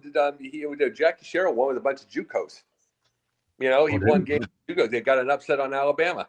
It's like it can work. You get some people just when you're older like Rick Pitino, you don't want to be dealing with, especially with NIL now. So you pick and choose, and that's what older age really is. You're picking and choosing. A lot of that is. I mean, I know it from. I'm not going to say I'm the oldest guy in the world, but I know in comparison to when I was like 20s. I'm picking and choosing the things to do myself. Everybody, and you'll do it when you're 73 like he is. Candy. Let me jump in here for a second. No, go ahead, Tommy. That's what was great about the Michigan State-Kentucky game last night. The Michigan State beat them by 20. Tom Izzo, he's plugged in a couple of transfer portals, but they're not the marquee ones, not the $1 million ones. The guys that were on the field, on the court, leading Michigan State, have been there 3-4 years, and they've developed. Carson Cooper and Jackson Kohler couldn't have played in that game as freshmen, but as seniors, they were controlling the board. So there's still a lot to like about college basketball if you're a Michigan State fan. I just had to bring that up. Great points. Okay. All right. Candy, George, and then I want a couple more things I want to get to. So Pitino has won all kinds of awards, for Coach of the Year, in a couple of different times too. So he's led his teams to 2 NCAA Division I tournaments, 7 regional Final Fours. I mean, the list of accomplishments go on and on. So he can pick and choose his players more. So kudos to him for his long career. George? Yeah, I mean, I'm going to pretty much agree with the rest of you. I've always admired him. I mean, I know that there's some envy out there, obviously, from some of the coaches that, didn't make it as great as he did, Pitino, in his career. But I really think that he has been good for the sport of basketball. And I'm so glad, Tommy, you brought that up about that game last night, because I thought the same thing. I saw that score and followed the game, and it was, Tom Izzo is so tough on his players, we know, but he's also a great leader and really shows those boys the right way. So, and I feel very strongly about Pitino as well, Scott. Okay, I'll tell you another positive guy. I worked with him on 2 occasions. His name is Rick Barnes. I worked with him when he was with Providence Friars, and there's another guy who was at Texas. We crossed paths a few years ago. I was at the Alamo Bowl when Michigan took on Nebraska. It's a lifetime contract at the University of Tennessee. Tom, what are your thoughts about Rick Barnes? I love Rick Barnes. I think he's one of the classiest individuals on the planet, and I'm glad that the University of Tennessee is going to acknowledge him as a lifetime guy. We all know that Pat Summitt was there, but Rick Barnes is in a class by himself. Tommy? Yeah, he's had to bounce around a little bit, and he's landed in a great spot. And Tennessee basketball is thriving. It's been down for a long time, and so yeah, clearly he's in a good spot now. Happy to see what he's doing. Happy to have him in the game still. Yeah, me too. I hope he eventually wins the national championship. Marvin, some thoughts about him. And then we have one more topic, which will be a very uplifting and then fun Shanahan report. I'm determined to get those in. I am. I promised Tommy and Jacob they're going to get there too. But the next topic after this is going to be even more uplifting than what I have. Who's next? Good coach, built a, and it has a good program. It'd be nice to see a guy like that win big. So that's it. Jacob. Awesome. The thing about it is the fact that Tennessee for all those years was women's basketball. It was always Summit. The court is called court with that's called the Summit. You know what I mean? It's like, but now you've got Rick Barnes there, and with no Pat Summit there anymore, and that aura, he can make his own way. Absolutely. Candy? Yeah, I mean, again, he's coached and had some real success, Final Fours, Big East tournaments, SEC tournaments. He's been Coach of the Year. He's also got Coach Wooden Keys to Life Award. So he's a good coach. George? 840 wins. Oh my goodness. Just an incredible coach. I mean, he's been to so many tournaments and won so many games at both Texas and Tennessee. I really do feel that, it's coming. I hope it's coming soon for him. He was 30-8 last year in Tennessee. Yeah, I'm all behind him, man. 30. I mean, he's just great. He's great stuff. All right. Well, I'll tell you what. I meant when I said about this. Tonight is the most uplifting topic of the night because I had to deal with a DD, Dave the Downer, all night. Now I'm going to talk about some real heroes, and I mean these really quickly, okay? Bernie Kosar gets a lung transplant from superfan Bruce Dunlop. This guy here, Bruce Dunlop, is 21 years of age. Glad that Bernie got the transplant. What are your thoughts, Tommy? I didn't hear about that story. Yeah, it happened today. We're going to talk about it more, by the way, on Inside the Pigskin next week. It'll be one of our lead stories as we prepare for our Thanksgiving. But yes, Bernie Kosar got his lung transplant. Transplants have been around for a long time, but it's still an amazing miracle that it could ever be done. Yeah, 21-year-old super fan by the name of Bruce Dunlop was able to do it. He passed away, but one of his things there was he wanted to make sure that and this got to Bernie Kosar. Marvin? Listen, I'm a sucker for kindness. And in a world where the headlines are horrible, the media just talks about negativity, it's great to see a story where, a young man, a Browns fan at that, who obviously lost his life, was willing and wanted to be an organ donor. It's something that I think a lot of people do. I'm an organ donor, just on my driver's license. But to hear the story, to see how it really impacted somebody, I think it's amazing, and I'm happy for Bernie. And nothing but respect and love for the young man and his family who made that sacrifice for Bernie. Yeah, you know what, Marvin, I'm a sucker for kindness too. Yeah. And for those of you that are watching, listening the first time, 99% of my shows are kindness. And I tried to make my attempt on Saturday as an attempt of kindness. It really is. But you know what? Kindness is a beautiful thing. Some people get it, some don't get it. Okay, Jacob, a couple more people I want to reach out to. Go ahead, Jacob. About Bernie Kosar.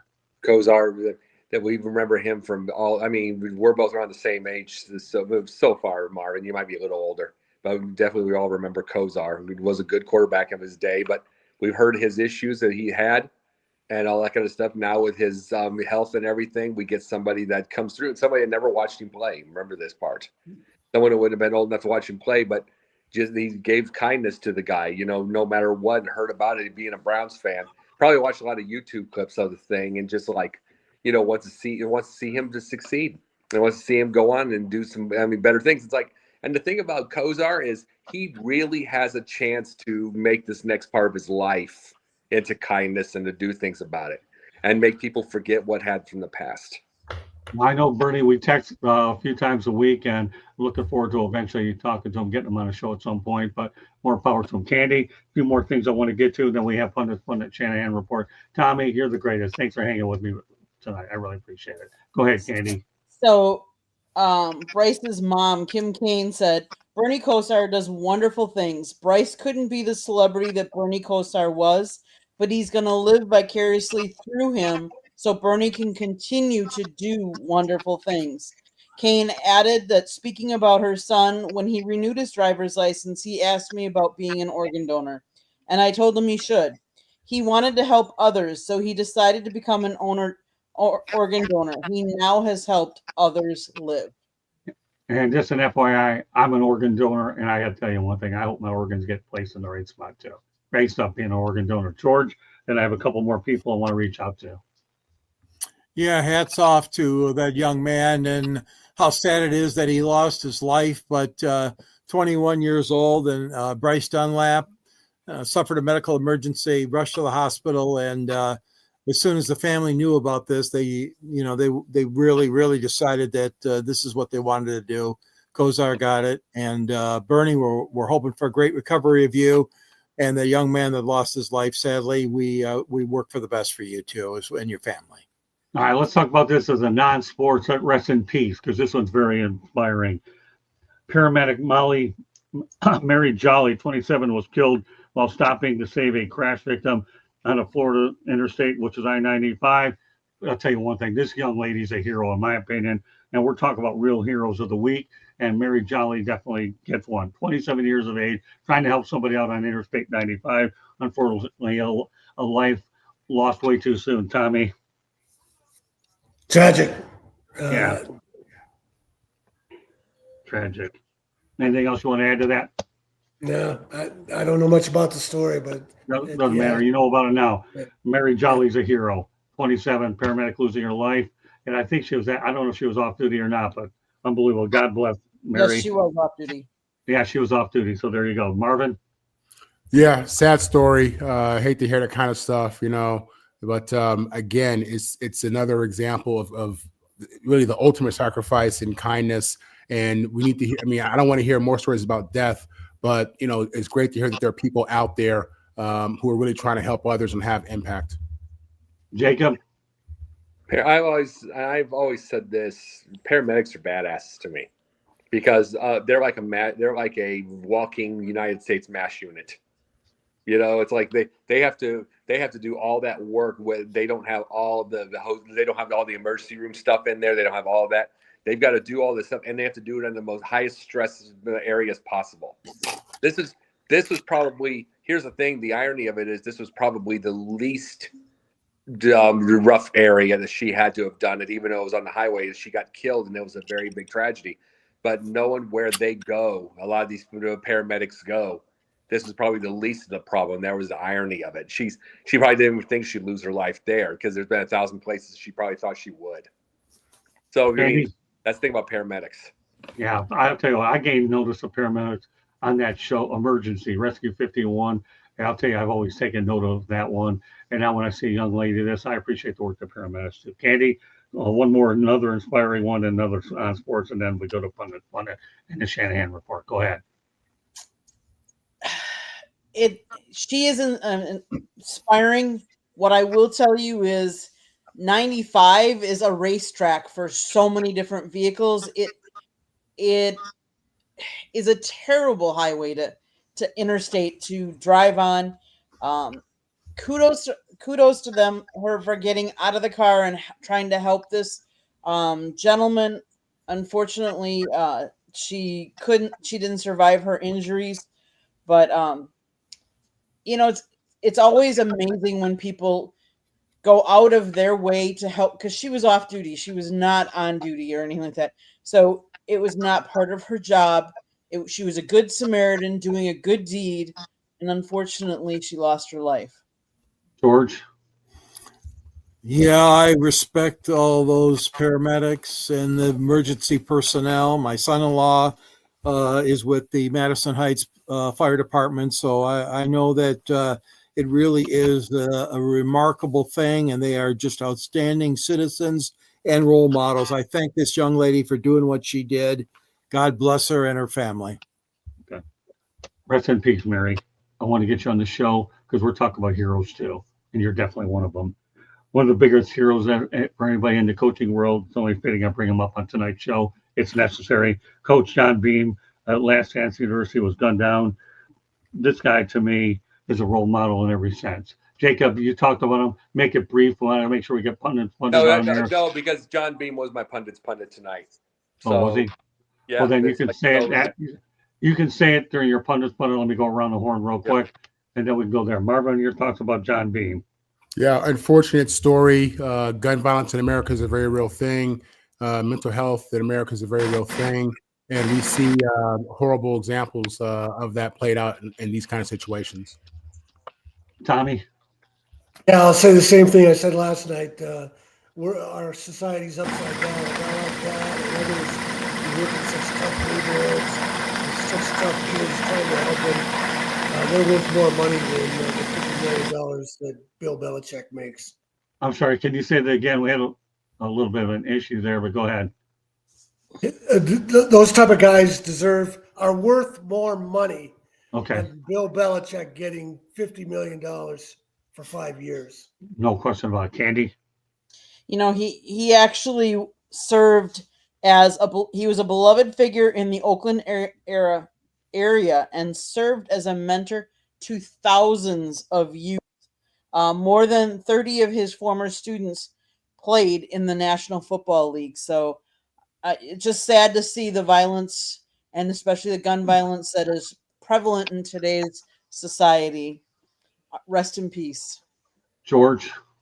Yeah, I was so sad to hear the news. It was just an incredibly sad story. And like Candy said, this man has touched so many people, so many young men and women too, I'm sure, in the sports world, athleticism, and nothing but great respect for him. And it's so tragic that his life was taken short. So bad. Yeah, rest in peace, Coach. You were worth bringing on 2 shows. I'm glad I had a lot of different voices to determine your legacy. I'm glad we brought it on Inside the Picture and reiterate it on the Sports Exchange.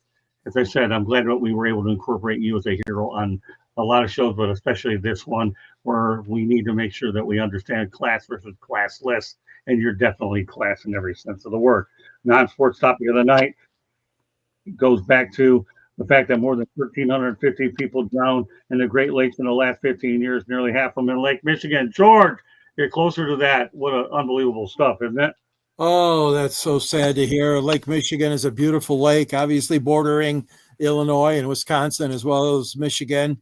And it's so sad to hear that again, take extra precaution. Everybody that likes the water goes out on the water because we want to see you. We don't want you to be a statistic. We don't.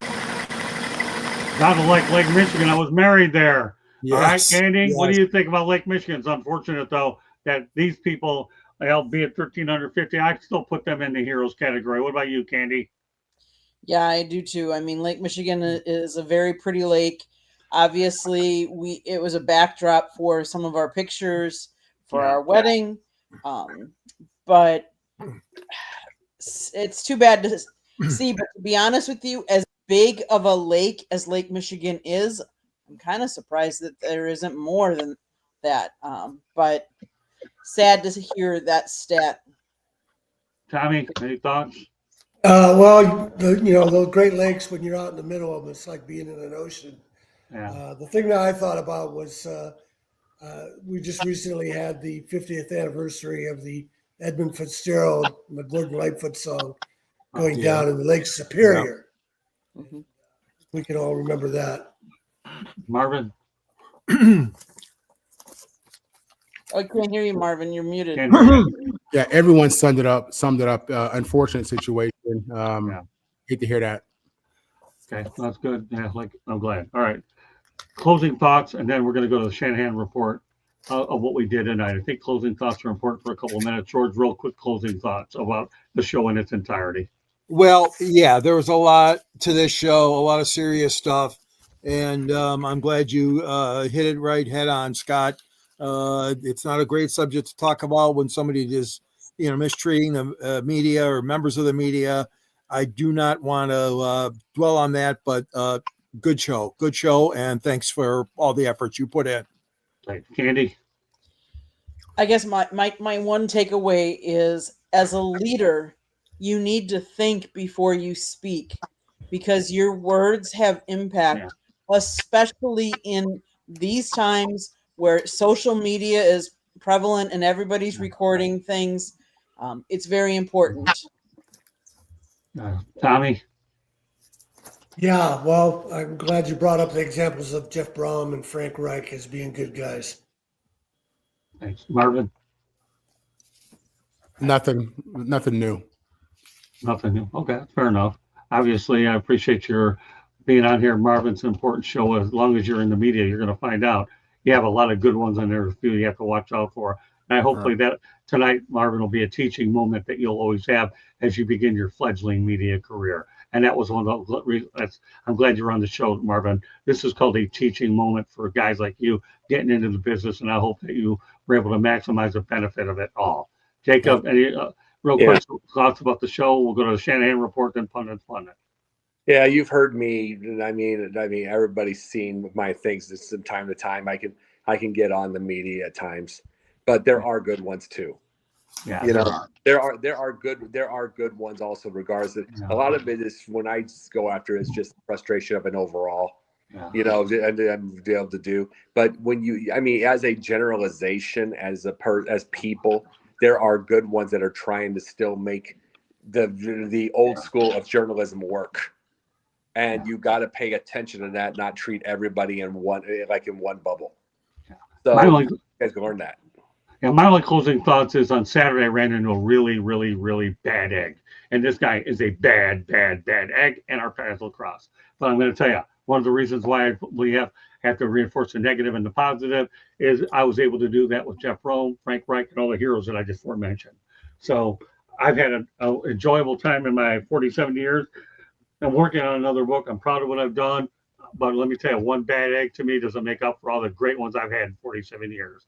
And Tommy, with that said, go to Shanahan Report. We'll wrap it up with Pundit, and then we'll call it a night. Thank everybody for staying with us for the entire show. I hope you've learned a lot, and I hope you understand that we're trying to make light of a situation that many of us in the press do, and that's the fact that we do take our job seriously. He isn't the only guy that does. Unfortunately, in his eyes, he thinks he is, but that's to be determined down the road. Tommy, go ahead. Some thoughts for the Shanahan Report. Well, talking about heroes and criticizing someone in the media, this is my website, Tom Shanahan Report, TomShanahan.report. I have a story up there about criticizing Chris Matthews, who's another one of my heroes, political commentator. You see him on MSNBC. He's written great books about the Kennedys. He's an expert, but he made a mistake when he was on MSNBC the other day promoting his new book about Bobby Kennedy and all the great things he did as Attorney General. And he was asked, he was talking about integration in the South, and he was asked to cite an example of how the Kennedys influenced the thing. Chris Matthews said that, look at the Southeastern Conference rosters. All the players are black. Well, that's true, but the Kennedys didn't influence that because guys like Bear Bryant didn't listen to him. The point Matthews was making is Bobby Kennedy sent Bobby and John F. Kennedy sent troops into Mississippi to quell a riot so George Meredith could be admitted to Mississippi in 1962. Mississippi didn't desegregate until 1972. Kennedy also sent marshals to Tuscaloosa, Alabama, to let Vivian Malone and James Hood be admitted to the first black students at Alabama. In 1963, Bear Bryant didn't listen to the Kennedys. He waited until 1970. He ignored the Kennedys and the U.S. Constitution. Go to my website, TomShanahan.report. Thanks for bringing that up, Tommy. I never knew that Bear Bryant ignored the Kennedys. Interesting insight. Every time you get the Shanahan Report, one of my things, Tommy, what I'm going to do is as we continue an inside depiction, I'm going to give you an opportunity as often as I can to get up twice.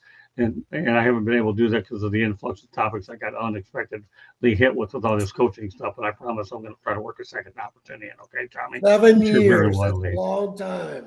Yeah, it is. Well, we still some work. Okay. All right. Real quickly, Jacob, then we're going to go ahead and let everybody know how to get a hold of everybody real quick, and then I'm done. I read the ESPN article on John Beam, and one of the things that one of my favorite quotes of it was when he was on Last Chance U, he hated the name. Hated it. He wanted his season to be called Best Chance U or Next Chance U, not Last Chance. I'll give you a little hint of things that he did. It was more than winning games, and he won a lot of games. He did the little situation with some of the kids where they were building those those little small houses that you can get at IKEA, the tiny houses. He taught them he found out the ones that were homeless, and he got them into a system where they could be able to build their own small houses. And then he was trying to get it to government, even though the government, of course, said no. He tried to get one of the government's help to make it permanent, just using his kids. He got into fights regularly with bureaucracy because they would tell him it would be an impermissible expense to buy a cup of noodles for a kid who hasn't eaten 2 days. This is why we have NIL, and it's out of control. A cup of noodles. We've seen the thing. He was rough. He could be gruff at times. He had tough love, but he loved those kids. He loved everyone. He wanted them to succeed in life. And that's the thing a lot of coaches forget in the middle of every one of their wins that they want to have and their success and their egos and their all that. In the end, he understood the one thing I've always wanted is that these kids, we're older. We've learned a lot, even though there's more for us to learn in life. But these kids haven't learned yet. It's our job to get them to know. He understood that. And it's the tragedy. The tragedy of all of this is he saved so many, and there was one he couldn't save, then it took his. And this is the thing we need to understand as like I said, I've been a volunteer coach a couple of different times for basketball, and I would want to take his example. It's whether it's on the court or off the court or on the field or off the field. We as adults have lived our life, and everything that God has given us is now a bonus. Even though I'm not even 50 yet, you get my point? We've lived. We have gray hair. It means we have experience. They haven't. It's up to us. If we're going to coach, or any of us, or whether we're coaches or parents or anything, it's up to us to give these kids what we know. It's more than the wins, and we do want to win. But the wins will come as long as they get what's important. And John Beam understood it. Rest in peace. Well done. Rest in peace to all the individuals that we spoke about. Tommy, once again, thanks for hanging with us the whole time. Anybody else want to go ahead and Marvin, let everybody know how to get a hold of you. And George, and no station breaks tonight. We'll make them up tomorrow on Fire. No problem. You can find me with the South Florida Tribune Tuesday evenings, Wednesday mornings, and Wednesday evening. You can find me twice a week on Locked On USC, and you can find me on my handles, Marvin on the mic. Beautiful. Does a heck of a job with Ben Troop and Steve Reichel, and Marvin's come a long way, but Marvin hasn't even begun to reach his potential, but he's well on his way. Proud of him. And I'm glad I sent him my book, and I'm sure at some point, hopefully the holidays, he'll have it read all the way. If he hasn't, at least he has a resource tool in his pocket. Won't mention the book tonight. That'll be done up. Fire up. George, real quickly, got 30 seconds, and the show was over. All right. You can reach me at gicorn@yahoo.com. Read me in the South Florida Tribune under the contributors section. And there's a tag at the end of my column about my book, and we'll talk more about it. But Detroit Sports Broadcasters on the air. Thank you. Thank you. All right. That does it for us tonight. Hope everybody learned a lot from this show. There was a very intense show, without no doubt. Next Wednesday night, it'll certainly be a little more versatile, and we'll bring Tony Lewis back on. But this is one of those shows tonight where we had to address an important issue. The bottom line, if you take anything out of the show, if you're a coach, treat the media properly, and let's not take their life for granted. We mentioned a few other people. Anything else you want to add real quickly, Candy? Nope. I just want to be done so we can. All right, we are finished tonight. God bless everybody. Every day. We can see you next Wednesday night. Good night, everybody. Good night.